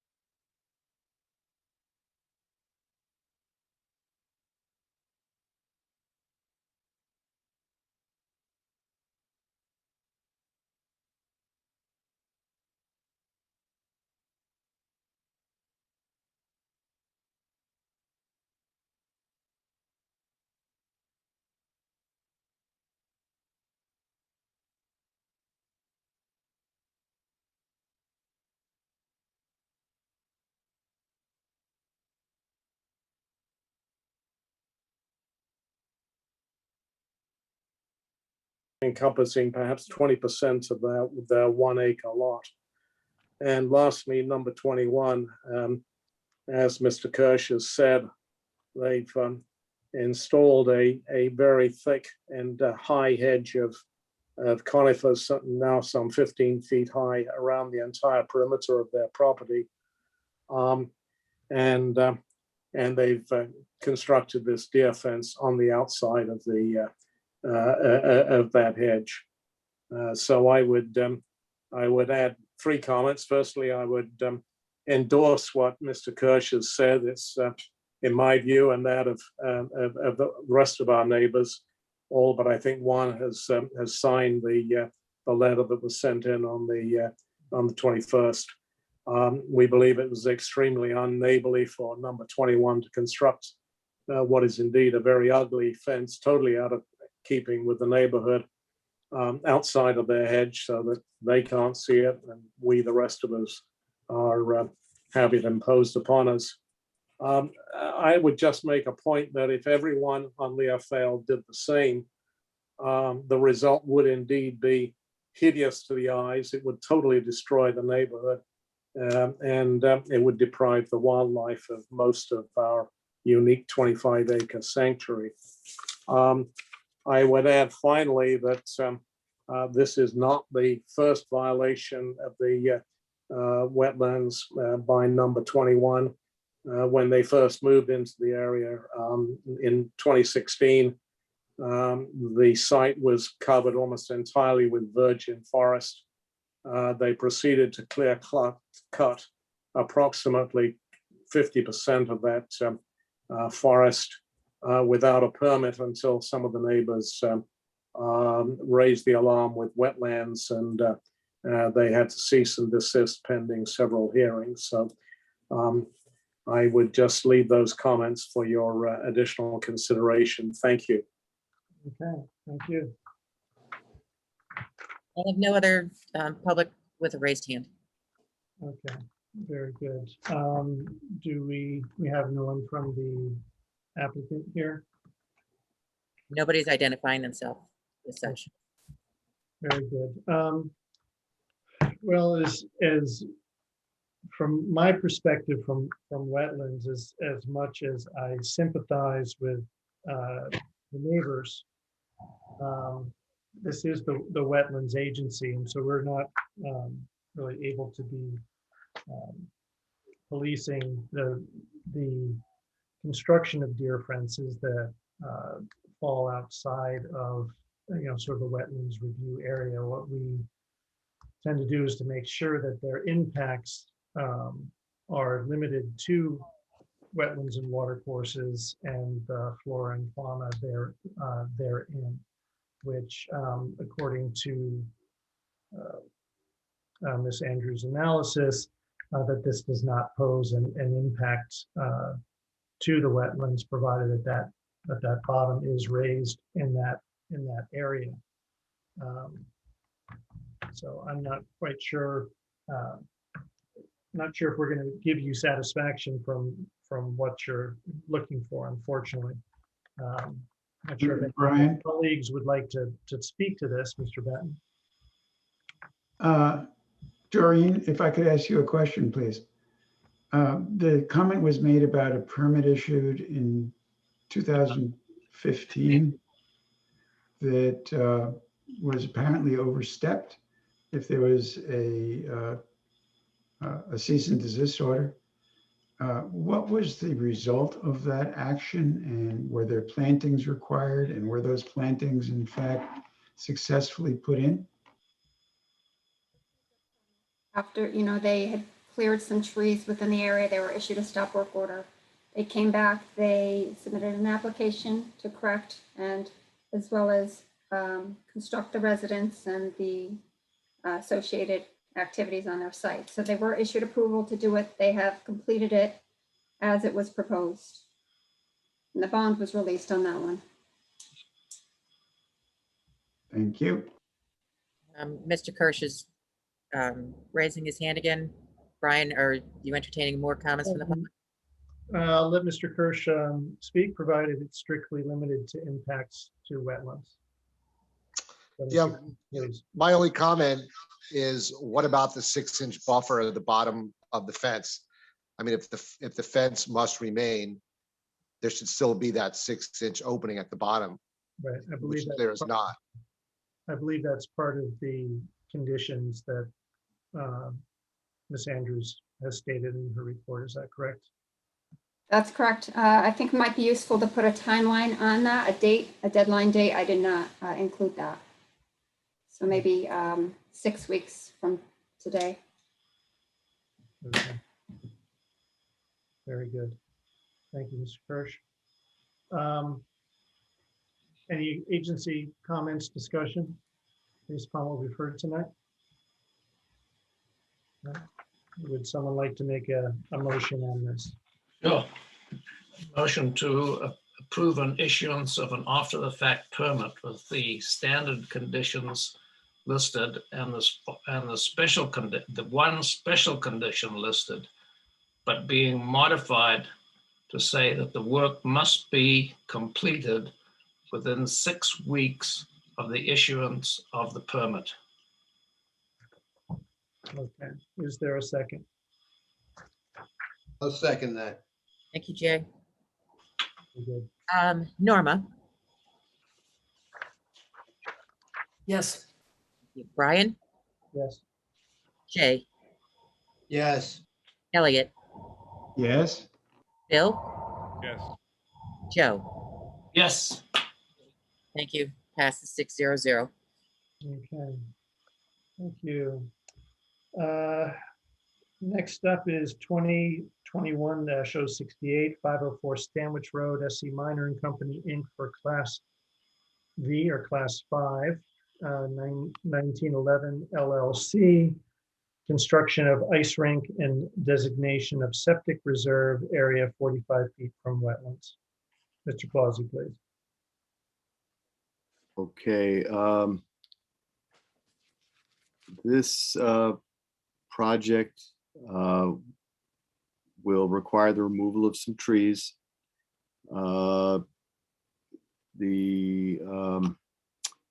few of them are within the upland review area, however. The drainage summary report states that the rain garden and infiltrator drainage system that's been designed will reduce peak runoff rates through the 50-year storm. At the time I wrote the staff report, we didn't have DPW comments. We do now. They've asked for some soil test data. They recommend that the drainage swale that's going to be rerouted so it runs around the west side of the, wait a minute, is that the west? I'm going to say on this plan, the left side. I think that's the south side. It is the south side of the rink. Have gentler geometry and some other comments, none of which I think are deal breakers. There is a special condition that DPW approval would have to be obtained before site work begins. So I have conditions of approval. I did share with you an email chain that I had with the neighbor to the south, Helen Stark, who asked a couple of questions. She's concerned about drainage. She's concerned about runoff being diverted into a different direction by these activities. I told her that we would be looking along with DPW at the drainage. And I also told her that the existing drainage pattern, which is to the east or down, and north, which is to the right on this plan, thereby away from her house, will not be affected by this. The third concern she had was with lighting and sound, which are not wetlands issues, and something I'm sure she could take up with her neighbor. But I don't know if she has any other concerns, if she's on the call tonight, but I did want to share her concerns with you, and I recommend the agency issue a permit. Oh, thank you, Bob. I see Mr. Liebman. Larry, you can unmute yourself. I have. Thank you, everybody. Larry Lieben from SC Minor. We have no objection to what's written in the staff report, and we have already met with DPW and are currently making the requested and required changes. And we hope to have that approval from DPW to you very shortly. Okay, thank you, Larry. Questions for Mr. Liebman about this application? No? Okay. Pat, are there public questions or comments beyond what Bob has outlined? No. Okay, very good. Would someone like to make a motion? Motion to issue a permit with the agency's standard conditions and the special conditions as written. Second. Thank you. Norma? Yes. Brian? Yes. Jay? Yes. Elliot? Yes. Bill? Yes. Joe? Yes. 600. Okay, thank you. Thank you. Okay, next up is 2021-070. 6 Oakwood Lane, J. Fain and Associates LLC for David and Lauren Cranston. Expansion of patios and extension of retaining wall 8 feet from wetlands. Okay, this property owner had a 2014 approval for a retaining wall that would extend along the length of their the rear of their house. They only built the northern, well, again, I'm not sure about the directions on these plans. I will tell you, yes, northern half of that wall. They want to continue the wall now. The layout is somewhat different than what was previously approved, but that extension to the south will not encroach within the 23-foot undisturbed buffer that the agency set when it approved the 2014 wall. Well, I'm sorry, 1987 permit, which was another approval that was given for constructing a residential addition. So DPW is looking at the drainage design. There is a condition that their approval will have to be obtained before site work begins. So I don't have any issues with what's proposed. I do have an issue with what something else that's been done on the property. There were a couple of trees that were removed. I think there was some storm damage, and one was definitely, completely hollow at the base. So perhaps, was deemed to be hazardous. But the fact that trees were removed is one thing. The fact that a lot of logs and leaves were dumped in the wetland is another. So I'm recommending that a deadline of 1 month from permit issuance be, or actually permit receipt be set for removal of this material. And then the area needs to be assessed to determine whether the wetland and buffer enhancement plan that the applicant submitted needs to be expanded to restore any areas that were, covered by the leaves and these logs. So that just about does it. I think what I just stated is reflected in the conditions of a recommended approval. Okay, thank you, Bob. Mr. Fain, anything to add? For the record, Jay Fain, I think Bob's report is very clear and concise, and we have no issue with it. We'll certainly comply with all his recommendations. Okay, thank you. Any questions for Mr. Fain from the agency? The record should reflect members Rogers, Curlin, and Benton were to the site. Okay, excellent. The notorious RKB. Very good. Any public questions or comments? No. Okay, would someone like to make a motion? Okay, motion to issue a permit with the agency's standard conditions and special conditions as written. Second.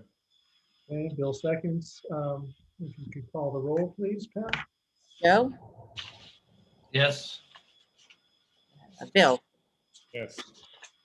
Elliot? I think that was a yes from Elliot. Jay, Yes. Brian, Yes. and Norma. Yes. 600, passed. Excellent. Okay, moving right along. Thank you. You're welcome. 2021-075, 307 Cogniwa, Soundview Engineers and Land Surveyors LLC for Patrick Eldridge, construction of a single-family residence, driveway, septic system, and drainage 28 feet from wetlands. Mr. Clausen, please. All right, the agency issued a permit last month for demolition of the house, garage, and shed currently standing at the property. I was most recently on site on May 6th. At that time, the demolitions had not been done, but they may have been done by now because I know that conditions of that permit, the preconditions have been addressed. The planned house here is located further from the pond than the previously existing house was. And the overall project has a less impervious coverage than the previous site conditions created. So this has been submitted as a conditional tear down exemption application to us and DPW. There is a small infiltrator proposed for water quality purposes. I'd like the applicant to address whether additional water quality measures could be installed for other roof areas to, make this as beneficial to the high quality wetland at the eastern part of the property as possible. I would think soil conditions might allow that, but I'm not sure. The wetland restoration, I mean, I think at a minimum, a 35-foot buffer all the way around that eastern wetland is required. They show a no disturbance buffer, but it pinches to the south of the garage.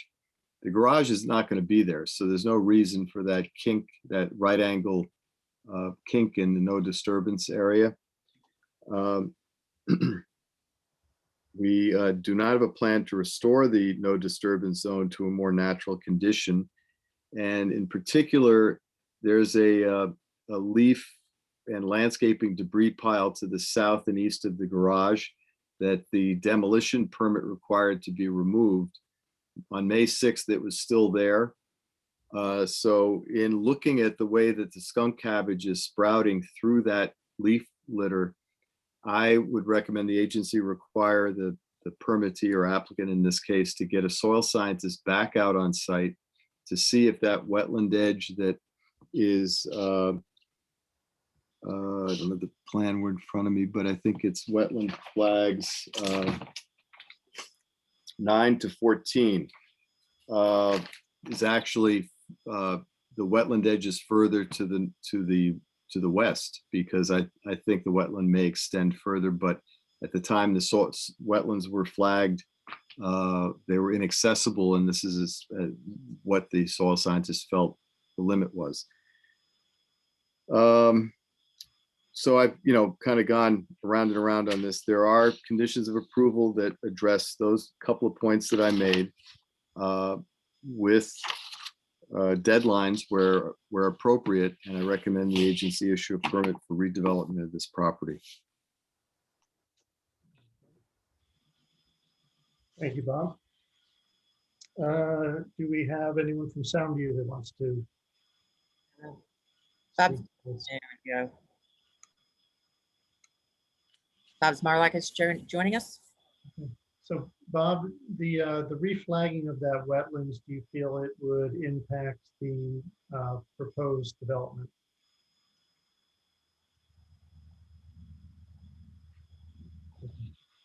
And you, Bob, to be clear, the 35 feet would be off of the redelineated? Is that your Yes, and I don't think the wetland goes all, for instance, it doesn't go to the garage. Yeah. Because there is soil area there that is definitely upland, connected to other uplands that were not flagged as wetlands. So I would say, yeah, 35 feet from wherever the wetland line is. Thank you. By the way, I was out there today and no demolition has been done as of yet. Okay. With regard, this is Bob Yep. Smarslack, Soundview Engineers. Regard to the 35-foot setback, the only reason that that no disturbance is shown at 20 feet is because the garage needs to come out. That's why we showed it like that.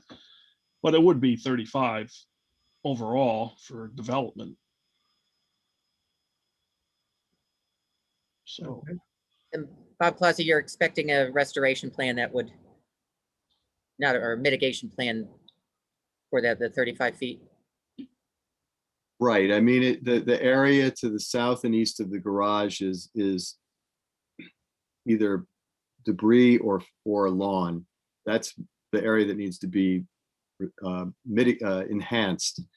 The rest of it to the north is beautiful. That can stay. There are ferns and trees. It's great.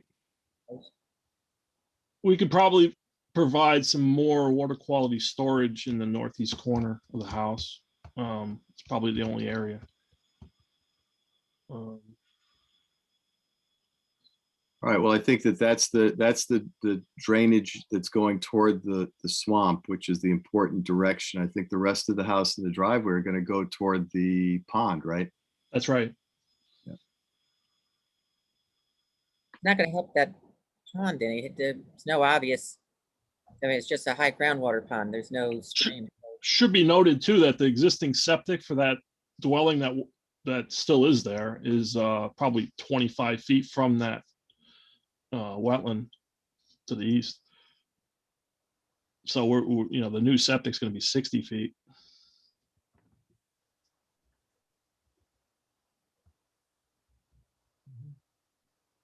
Okay. It's not shown because there's not good record of it, but we found it when we were digging nearby. We could see it.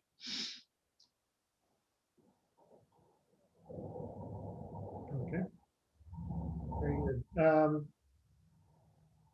Questions for Mr. Marslack from the agency? Additional questions? Any public questions on this, Pat? No? Okay. Someone like to make a motion taking into account tonight's discussion? Sure. I just wanted to ask Bob, the special conditions seem to pretty much cover what we just talked about. Do you want some language changes in any of them?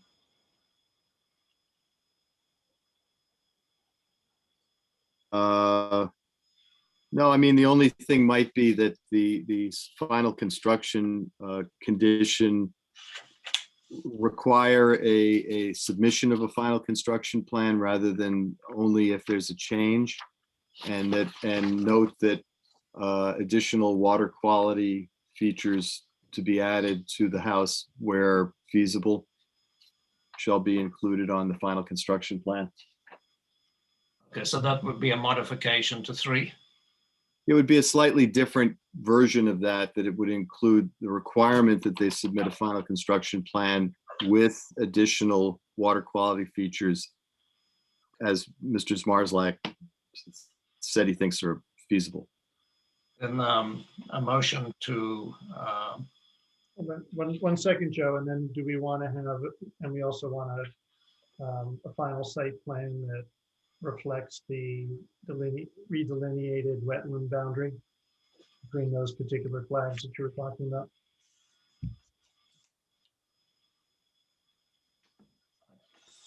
I think that can be handled with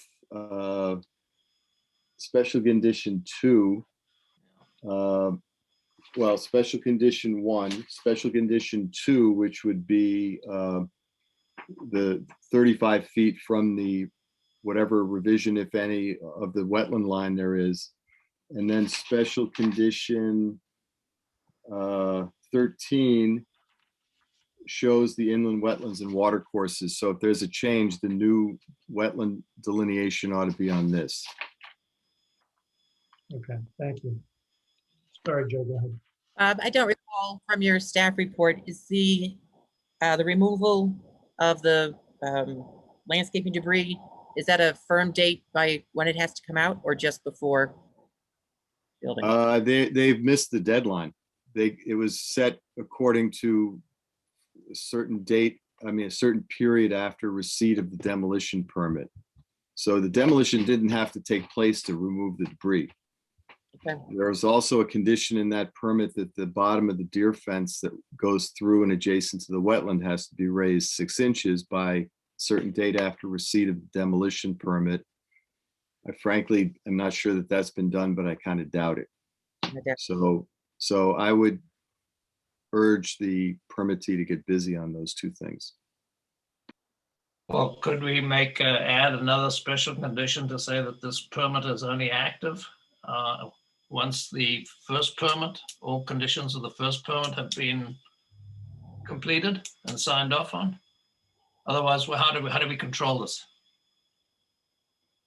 Well, we would be monitoring compliance with, they're going to demolish things before they build things. So we're going to monitor the demolition, and if the debris is there, but the buildings aren't, we're going to say you're. And it can be held up if they went to get the demo permit and they demoed but didn't do the restoration work and then went to get a building permit for the house, we wouldn't sign off on it until the debris is gone. So we could cover ourselves by adding a little condition that says all conditions of the demolition permit shall be completed prior to. Yeah, I don't think that hurts to as a reminder to the compliance staff that are looking at that sign off. Okay. All right, so we're going to have to add a special condition 0, right? Which basically states exactly what you're saying, that you're going to, complete the work on the demolition before you can start moving ahead with this particular one. Got it. Then we've got to revise special condition 3 to take into account what you said earlier about the construction design and so on and so forth. And I think 2 adequately covers the 35-foot setback and the lines, right? So with those changes, I make a motion to approve a permit with the standard conditions and the modified special conditions as discussed. Second. Elliot. Okay, Norma? Norma? Yes. Okay, Brian? Yes. Jay? Yes. Elliot? I knew there was a reason we wanted Joe for the secretary. Yes. Bill? Yes, I second that. And Joe? Yes.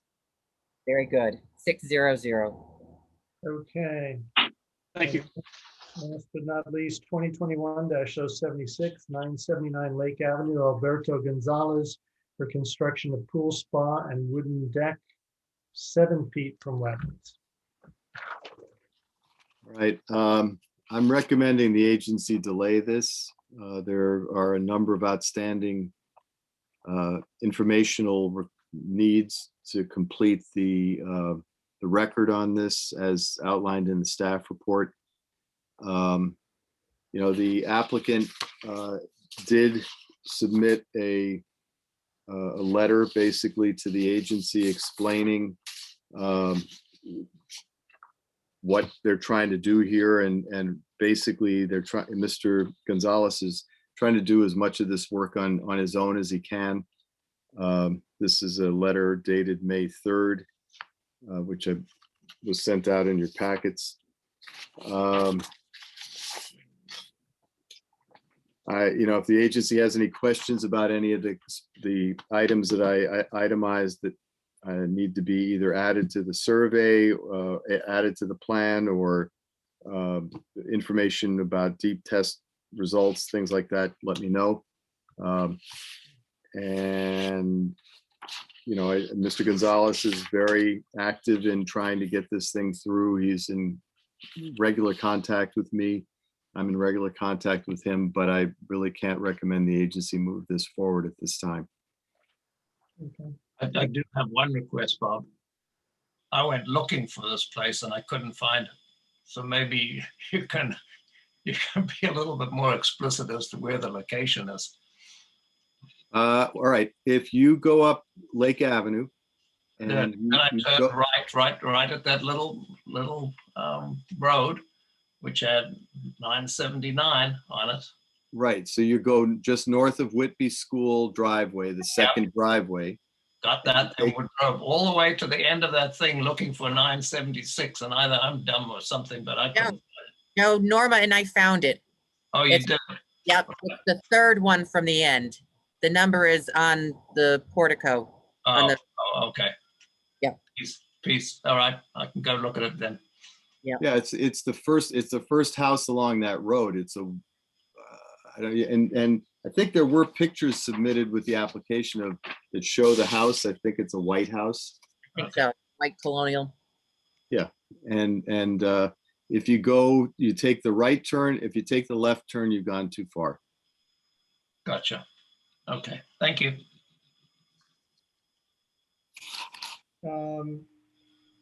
Okay, very good. Thank you, Bob. Is Mr. Gonzalez here and would like to speak to this, or does he understands what the missing pieces are at this point, and we're going to delay till next month? I don't see here, I don't recognize the name on the attendees list. Okay, very good. All right, so we will delay that. Unless there's public questions or comments, which I don't believe we have. Okay, very good. I will make a motion to receive the 3 applications on tonight's agenda, 2021-078, 079, and 080. Mr. Chairman, that's from the draft agenda. The final agenda has 10 new applications. Oh, They okay. go from 2021-78 to 2021-87.